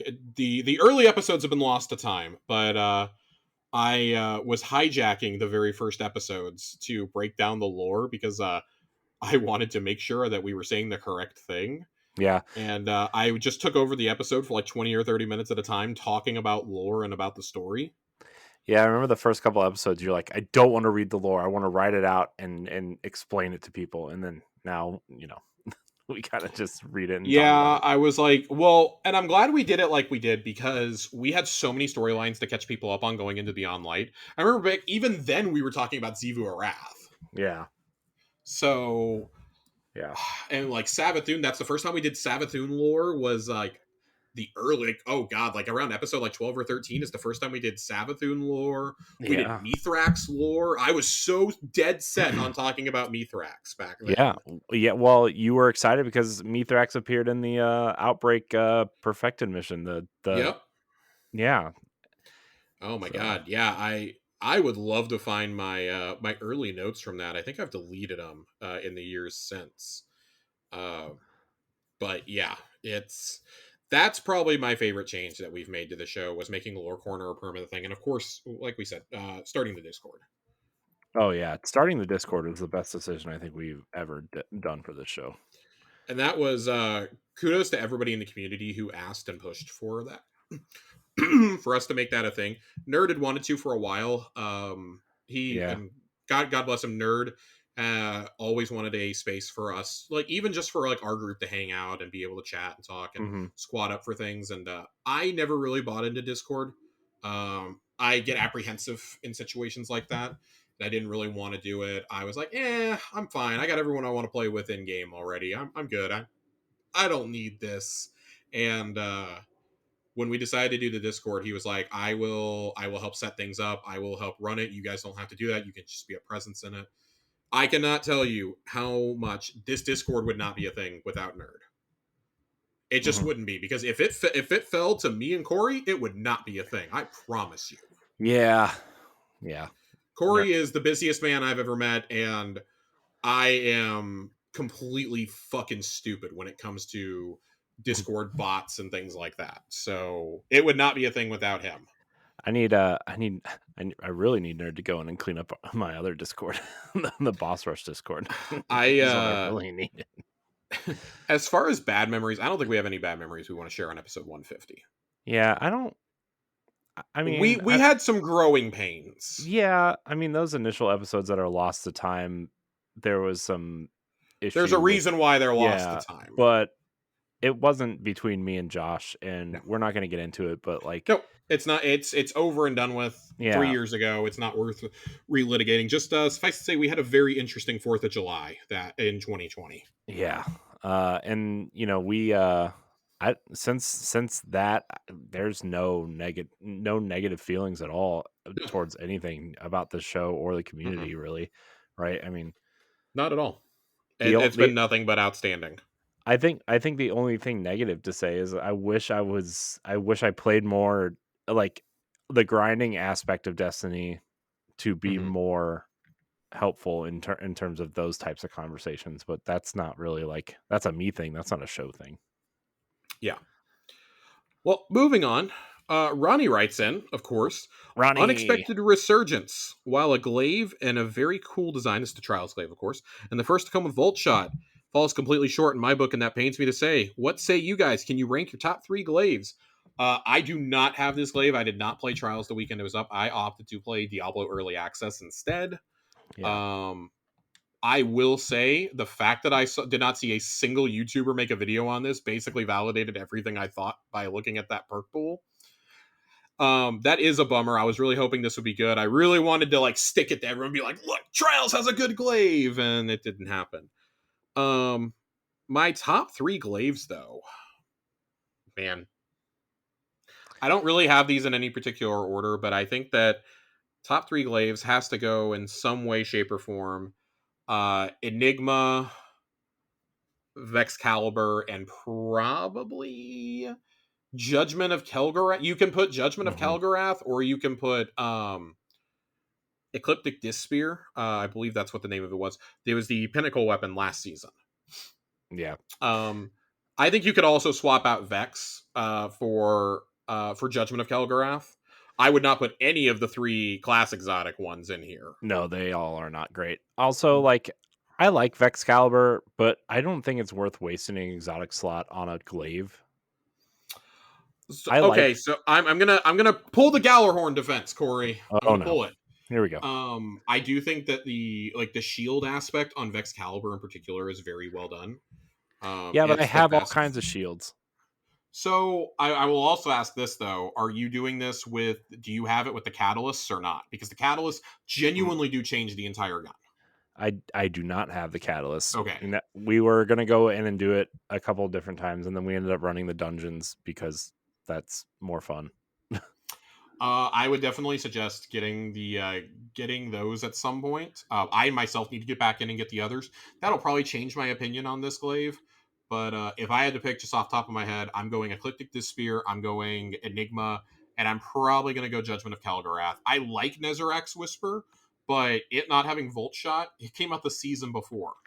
Hmm. That's kind of a knock against it for me through no fault of its own. I really like Judgment of Kalgarath, though. That's a really fun one. I love that glaive. That glaive is awesome. That's like There's almost my. always a good roll every couple weeks at the gunsmith too, if you don't have one. Yeah, that man, that glaive is awesome. Uh, Do you have any? Do you have 2 other glaives you want to rank in your top 3 I besides mean, Kelgarath? I mean, Kelgarath, the Enigma, I really like, and I mean, Vex is a great glaive. I that would probably be my It's third. the best looking one. Oh, it's the coolest looking one for sure. I'm really happy I got that I fucking mean, plaque. man, now you're making me want to go get the catalyst for that. You should do it. It's still in the game for another 6 or 7 months. I know. Uh, but I mean, I like the glaive. I Yeah, like using it. I just don't like wasting it as for an exotic slot, that's right? fair. So, That's fair. I also do like glaives more than the average person. So, I mean, I uh, love glaives. I mean, I don't know if I've ever taken my glaive off except in very specific situations. To be quite honest I with you, run it an awful lot. I was very happy to hear about that PvP buff this week. yeah. Um, Cade's Ace in the Hole writes in, "What changes are you thinking about going into the next 150 episodes?" I I don't mean, know. yeah. I mean, I don't know if we're This is a really going to. difficult question. Yeah, I mean, I wonder if the show will become a little bit more casual after the final shape. Yeah. You know, uh, not that like we're going to stop doing the show or anything by any stretch, but like the final shape is like the end game moment, right? And like, yeah, we don't know what's coming after. It could be amazing. It could be a stinker. It could have the World of Warcraft problem, right? hmm But I really don't know, to be honest. Yeah, and I mean, like in terms of like our community, I have no idea either. This is again something we'd have to think about. I mean, God, we're gonna have to think about the next 3 years. I can't even think about the next 3 months, let alone the next 3 years. Dude, I can't even think about the next 3 days. Oh, I won't go that far. Sammy writes in, and I love this one. If you could go to a special 150th episode lunch with one character from Destiny and two characters from any other piece of fiction, which three would you choose? Oh my gosh, what is this? Um, So I feel like my Destiny character has to be Cade Six. yeah, but he's dead. Any Destiny character, Corey. Cade Six is my choice. I'm taking Cade Six. My other characters that I would go to lunch here with. Um, Give me Leonardo DiCaprio as Rick Dalton from Once Upon a Time in Hollywood. Hmm. You just want him to do the meme uh, when he recognizes something you do. I mean, maybe. And then I feel like the other person that I would. Oh God, this is really hard. It's not Um, hard, Josh. I know the pick that you should be picking, and you're not picking it. if you're And saying it's Master Chief, I'm gonna no, scream. no, Who? no, no, Josh, no. It's so easy. I can't believe that wasn't the first one out of your mouth. I Come don't on, want anybody Josh. from Star Wars. Oh, see, I was gonna say Han Solo. See, okay, so that's where I went to, and I was like, no, I'm too predictable if I do Han Solo. I'm too predictable. I've already got one wisecracker here. Okay, I can't have a whole lunch of Yeah, them. but imagine if they're wisecracking each other.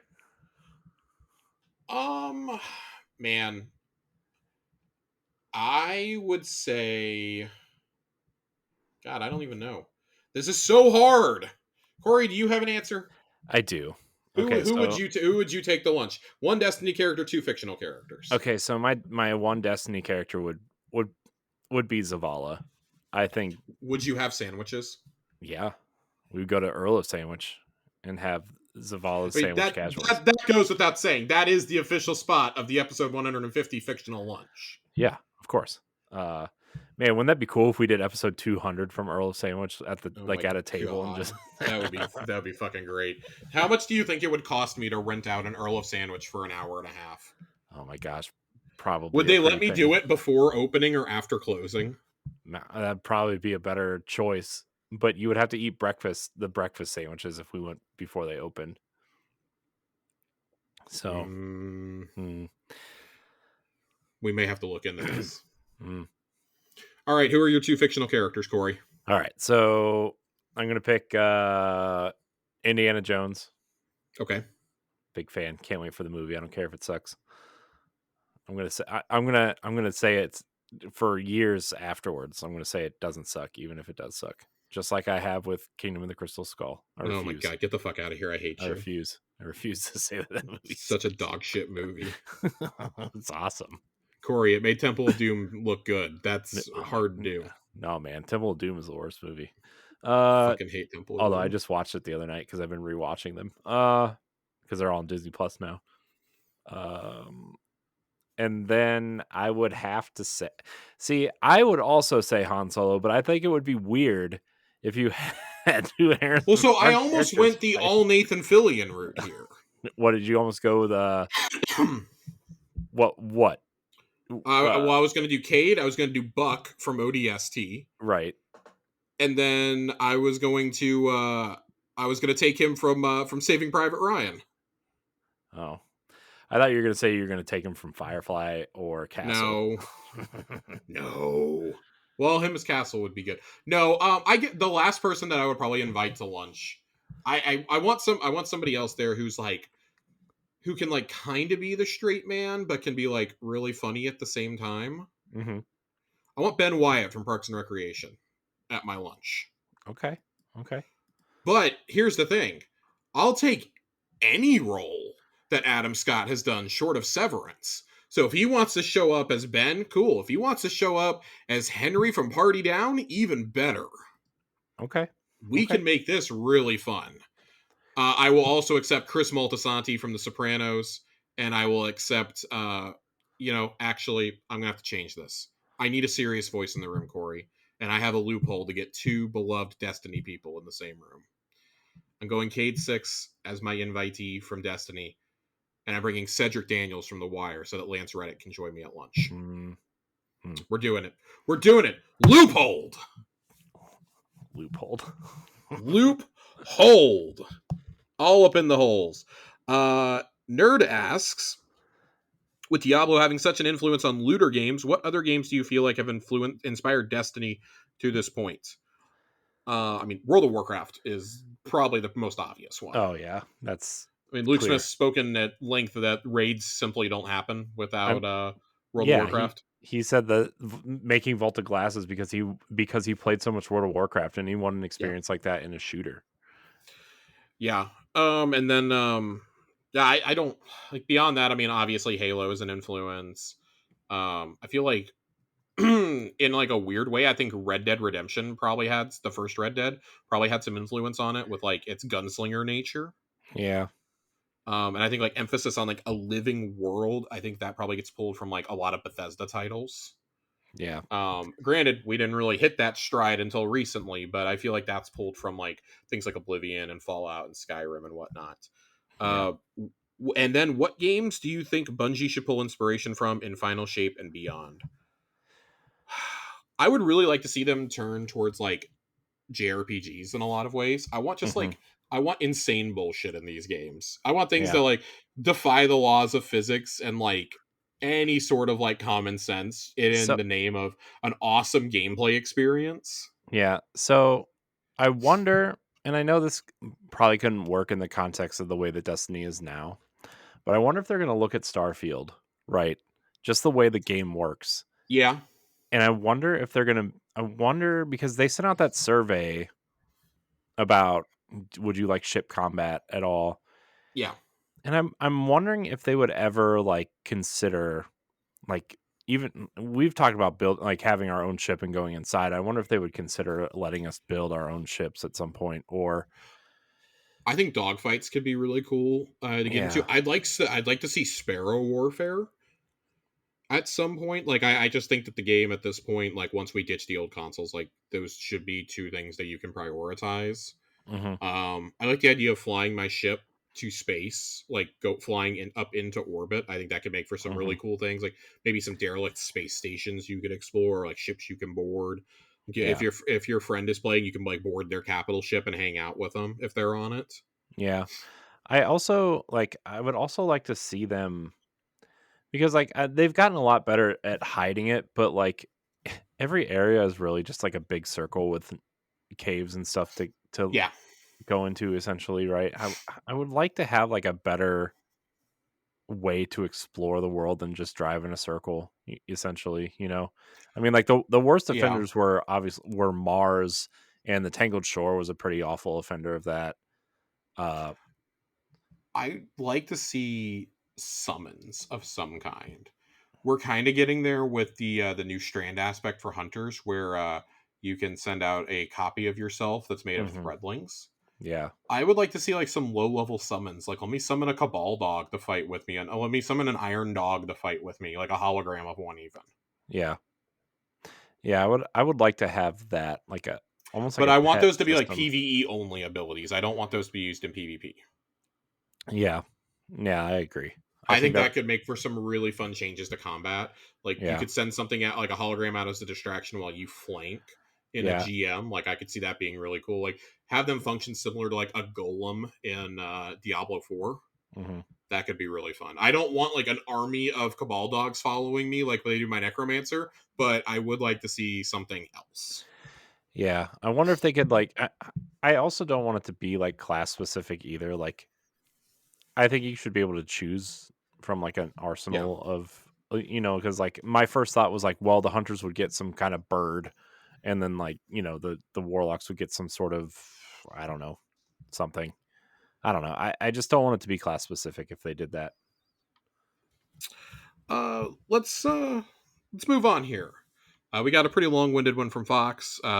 Starting out with a short statement. 150 episodes in, I believe I speak for the community as a whole when I say thank you for the time and dedication you guys put into this. I've made so many friends based just on a server for this video game that I thought nobody else in the world liked. So thank you guys for all you do. But now it's question time. With the Final Shape Showcase right around the corner, do you believe we will get a glimpse at what is next? And what do you believe it'll be? Use your best spin foil caps for this one. We've kind of been doing this Hmm. repeatedly. Like, just to reiterate, I think we're leaving the galaxy, and we're gonna fight whatever Drifter talks about in his memories. Yeah.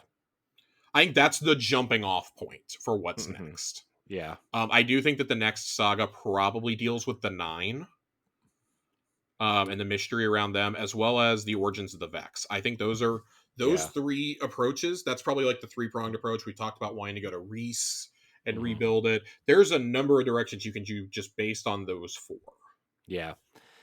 I want to see something new, right? I mean, yeah, we gotta figure out what's going on with the Nine. We got to figure out the Vex, but I want to see a new race finally. Yeah, And I'm not just talking about like the tormentors like fighting alongside the other races. I want to see a new race with new, I lieutenants, think that we're new gonna cap. have to retire the Hive and the Taken after this. Hmm. So The um, Taken for sure, right? the I Hive, mean, the Taken. I feel like we're past the point of Elixni and Cabal being enemies. Like, we may just need an entire new suite besides the Vex, frankly. mhm, I think the Scorn will still be around. That would make a lot of sense for the Scorn to still be kicking. yeah, But I'm not sure beyond that. I think the three primary original races need to be retired. yeah, yeah. Especially Especially since if most like, of them are allies. yeah, in like the Hive, right? I mean, if Zivru Wrath is like some sort of major boss at some point, like we've taken out the hierarchy of Hive gods, right? So like, yeah, the Hive need to go. The only way that I would say that we could continue to see Hive is if the Traveler goes back to its terraforming ways and returns to Fundament to finish the job it was chased off of 30,000 years ago. Yeah. Or, like with Reese, maybe it's at either one of those. Um, but who honestly knows? Fox also asks, what do you think will be the big twist in the final shape, be it a location, new returning character, or even a plot development? Well, they've already given us one twist. Yeah, they've already given us the biggest one they possibly could. Cade's back, guys. Um, I still think time travel would be pretty big. It would be pretty big. I don't know if it would be unexpected at this point. Um, I Yeah. think finding out that like maybe Elsie's time travel isn't what she thought it was, or maybe she's aware of what it is and just didn't want to tell us. Hmm. It's that being like a more nefarious thing has been in the back of my mind for a little while now. As well as far as a unexpected area to go to, I mean, it's pretty clear we're going inside the Traveler, right? That much is clear. We're going through it, Hmm. be it inside the Traveler or a portal to wherever that place is. Yeah, I think. Um, I mean, that trailer essentially is inside the Traveler, right? I mean, you're looking out. I mean, I'm assuming. sure. We don't actually know though. Like, what if the Traveler just houses memories and that's a housed memory? Yeah. We still don't know the nature of the Traveler almost 10 years in. So I would say the other thing that I would find really unexpected, and I've guessed this for like every expansion, so I might as well just keep going. Take me to the Vex Forge. You had a perfect opportunity to do it off Beyond Light, and you didn't do it. Do you have any more comments on this one, Corey? No. I'm going to kind of fly through some of these. All right. Nadiki asks, what do you think of all the character development this season, not only in the story, but in the stray dialogue and lore books? I think Drifter stands out in particular. Do you think he's finally going to commit to being a good guy? We just discussed all this. Yeah. And we are going to read the lore book from this week. So, Cade's Ace in the Hole asks, are there any streams you tune into watching on a consistent basis? I always tend to tune into Twitch over watching TV, so I like to see what streamers people watch. I personally do not watch streamers. I tend to get really annoyed with streamers, so I can't do it. I will watch if a friend streams, and that's about it. Yeah. I mean, I watch a lot of YouTube, to be You're big honest. into Giant Bomb, though, aren't you, Corey? I was. I'm more into the people that left Giant Bomb, like Nextlander and Jeff Gersman has his own channel now, so I kind of watch them. I'm not really. I mean, I still watch like Game Mess with Jeff Grubb because I like to hear what he Yeah. has to say. But and I do listen to the Bombcast from time to time, but like it's not the same, and I don't know. I want to be supportive because like I know it's hard to start something new when the people that made it are gone, but like Yeah. there's a reason why they were so popular, and so I do watch a lot of Nextlander. I do watch Jeff Gersman a lot. I watch a lot of Bife. Um I watch I watch stuff like that. I like the I like the long form Mm-hmm. content that they do, and like the kind of watch over stuff that they do. Like they just did a bunch of watch alongs with the conferences, and they're really good. And I like their commentary on certain things like that. So uh streams though, like I'm kind of with you. I can't really stand the like the over the top kind of I'm doing this to get views type thing. It kind of feels fake, and I don't like. I can't stand that. you know. I don't mind it. I don't know. It's not something I'm like openly choosing to spend my time watching. Yeah. I guess I could say. Um, our next question, though, I was trying to fix my thermostat. Our next question comes to us from Zhao. First off, congrats on the 150th episode. Excited for the future. I know you guys have talked about a live show for the future and meeting others and such. If you guys are willing, we should do a Tower Casuals con and get a small venue just for a group of us to fly out or wherever we can to meet and hang out in person. Would you guys be up for that? Maybe one day. Yeah. I mean, I I'm would. pretty conscientious of like people's financial situations. Yeah. I mean, it would be a pretty tall ask to ask people to do Yeah. that. I would love to do some sort of live meet up or like live show or something like I'd love that's. to do a live show and stream it. Yeah. Which I think would be the more realistic option here. Yeah. Corey and Nerd and I have talked in the past about getting together and doing a live show. And Yeah. I'd really like to try and aim to do that for maybe, episode 200 next year. Yeah. Because Nerd is only going to live about an hour away from me, Yeah. and hopefully by then. I'm the one who will have to buy the plane ticket. So, Yeah. I mean, we'll figure that out. which We'll I get. have no problem with doing. That's Oh, like a quick 2.5 hour flight for me. So that would probably be the avenue we would go here, rather than asking people to like meet up. Just because we are so spread out, not just across the country but across the world. yeah. Genuinely, our community reaches across both the Atlantic and Pacific Oceans. Yeah. So little bit of a tall order there. I would consider doing something like local, maybe. For anybody who like lives around me or like within driving distance of me, I would consider doing something, a Yeah. meetup. But as far as like an actual in-person live show, seems like a pretty tall ask right now. Just Yeah. based on where we're all at, I think. Especially because, like, I mean, in the grand scheme of things, our show isn't like very big to have. Like, yeah, there's like there's a We're bunch not podcast beyond. of. Yeah, well, to be fair, Podcast Beyond isn't really Podcast Beyond anymore. That's fair. uh, uh, but I just like yes, I would love to do a live show with an audience and a crowd and do, a couple shows, something like that. But like, we're not popular enough to even consider that. Yeah. So, although I was thinking about it during my daughter's ballet recital of like, man, that auditorium for at the Akron Library is like totally big enough for something to do something like that, and it would be Hmm. super cool. And I have a family member that works there, so if that ever happened, but like I said, it's a tall ask. Our final question of the night comes to us from Joasis. Joe goes, how do we as a community keep Nerd Generalist in his place now that he has Vex Mythoclast? We don't. We find the next thing he doesn't have and we harp on that until he gets it. Yeah, or we could create a Discord label and give it to him of like something sinister and mean. And also, congrats on 150 boys. Here's to 150 more. Thank you, Joe. Joe is a real one. Joe has been here since the early days. One of the earliest people to write in. I was talking to Sammy about this. Uh, that Sammy and Joe were two of the, and Andre, really, all three Mhm. of them were three of the earliest people that we had writing in with questions on a weekly basis or a near weekly basis. Yeah, Joasis used to DM me questions on Instagram. Yep, yep. He Used to do slid that. into my DMs. We definitely used to have people who would message us on Instagram and on Twitter.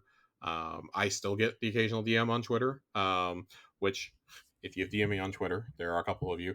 I promise I have the topics you have suggested in my back pocket for when we hit another slow stretch. So maybe as Yes, early as next week, I'll be busting out one of those. they're cool topics too. I'm They excited are for cool topics. some We of just them. need like time to get to them, and this week was not the week to do it. We finally had things to talk about, and we've been going for almost 2 hours here. This is our longest episode in a while, Yeah, it is. I'm and we shocked still it's this have long.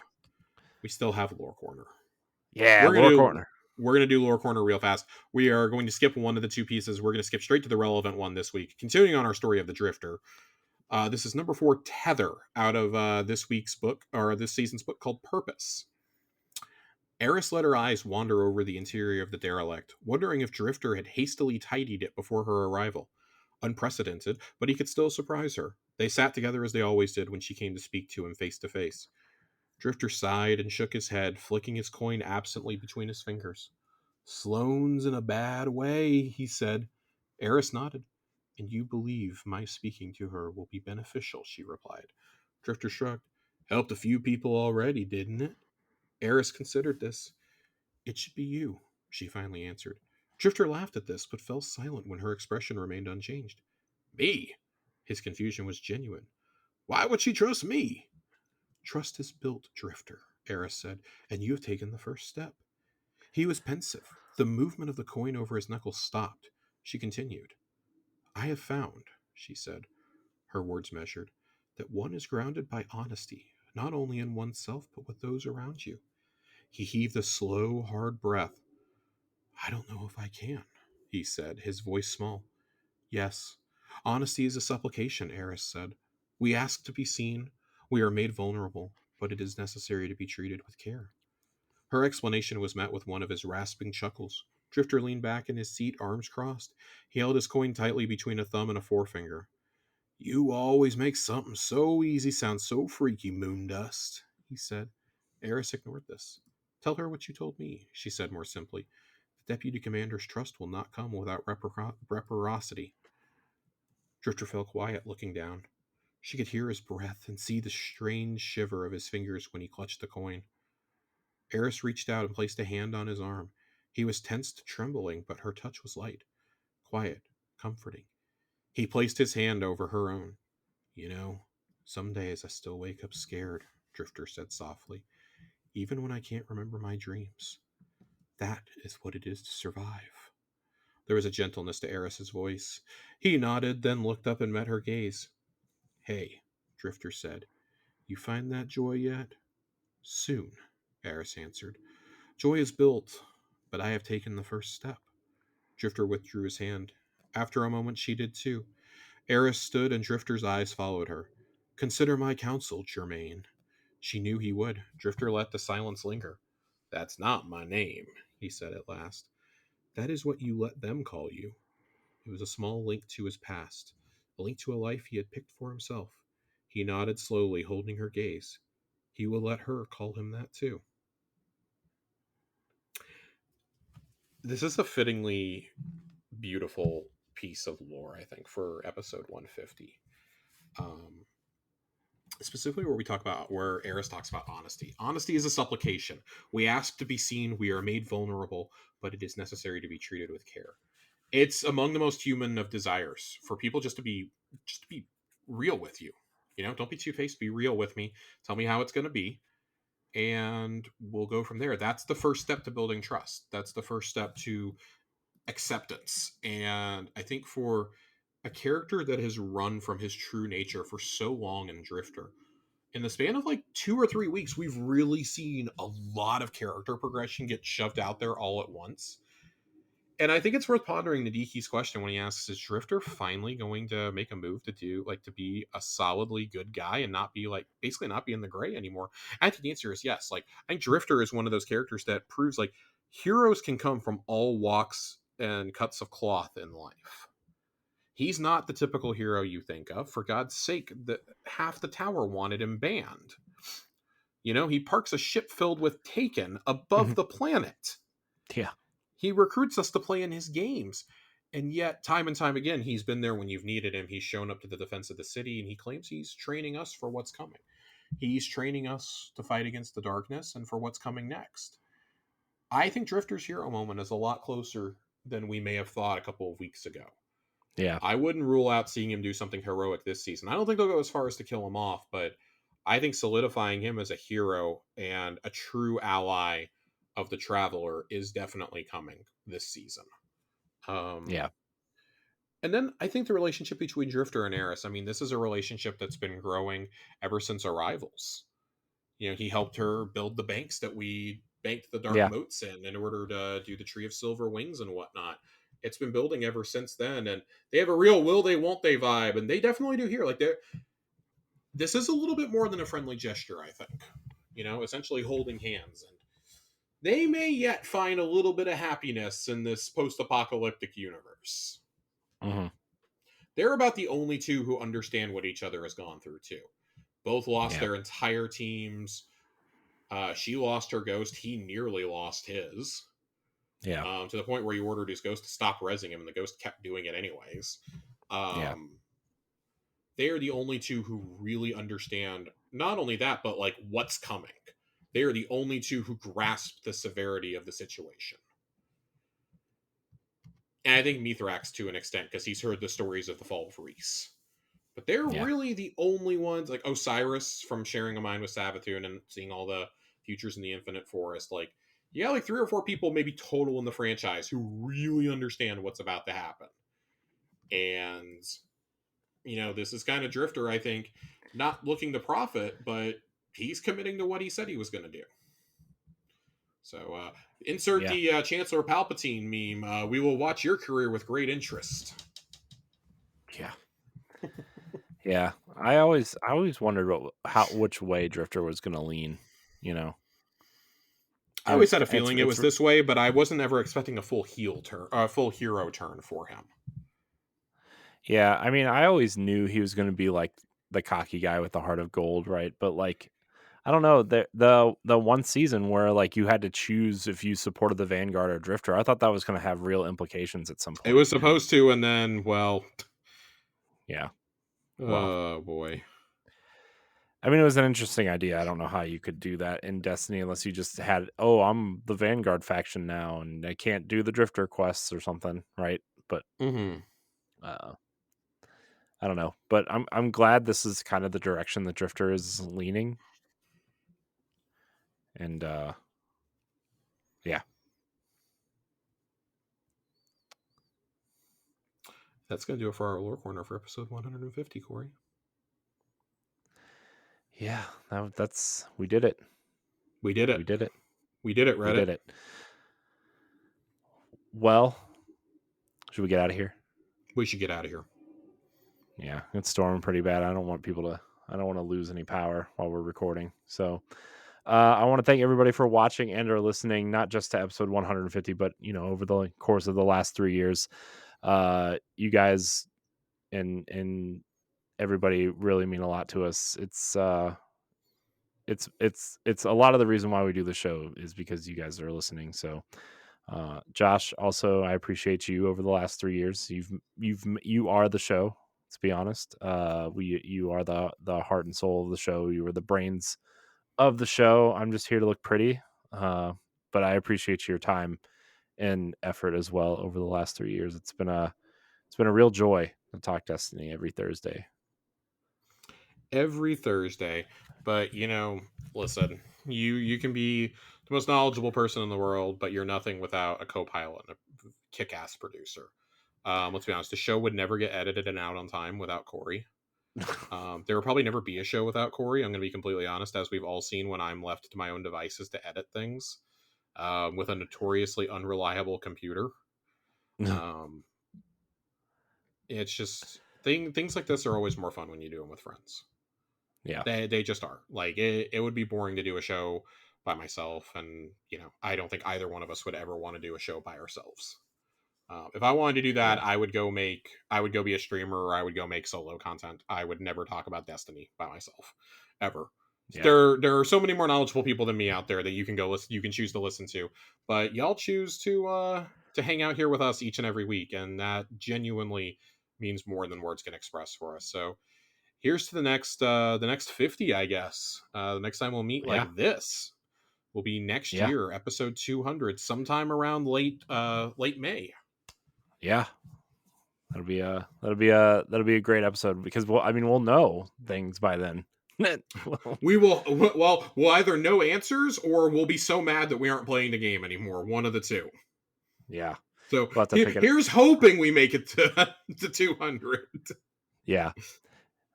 Man. But Josh, where can we find you?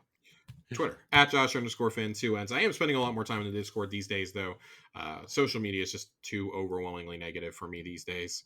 But I'm Josh too usually busy on social media shouting about his sports teams. oh So my god, fuck the Mavericks. I hate the okay. fucking. So by the way, it was announced that the Seahawks were going to wear their classic unis, right, Yes, against the Browns, I'm and the so Browns are excited. also going to wear their classic unis. Why didn't we get neon green versus bright orange? So we're wearing these twice this year. I found out we're wearing them against the Browns, and then we're wearing them against the Cowboys also, which is awesome because there's a high likelihood that I'm going to Seahawks versus Cowboys since it's being played 10 minutes from my house. It's amazing. So I'm very excited. I love the throwback jerseys. Yeah, they're great. Very excited. Very, very excited. Excited to see Geno Smith tear up the field in that. It's awesome. Corey, where can we find you? You can find me at I am CoreyHD on Twitter and Instagram.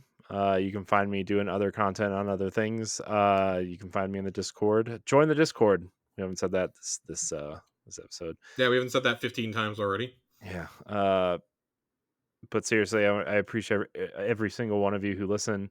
It's incredible. I want to thank everybody for watching and or listening. And until next time, we love you. Goodbye. Bye-bye. Bye-bye now. Mm.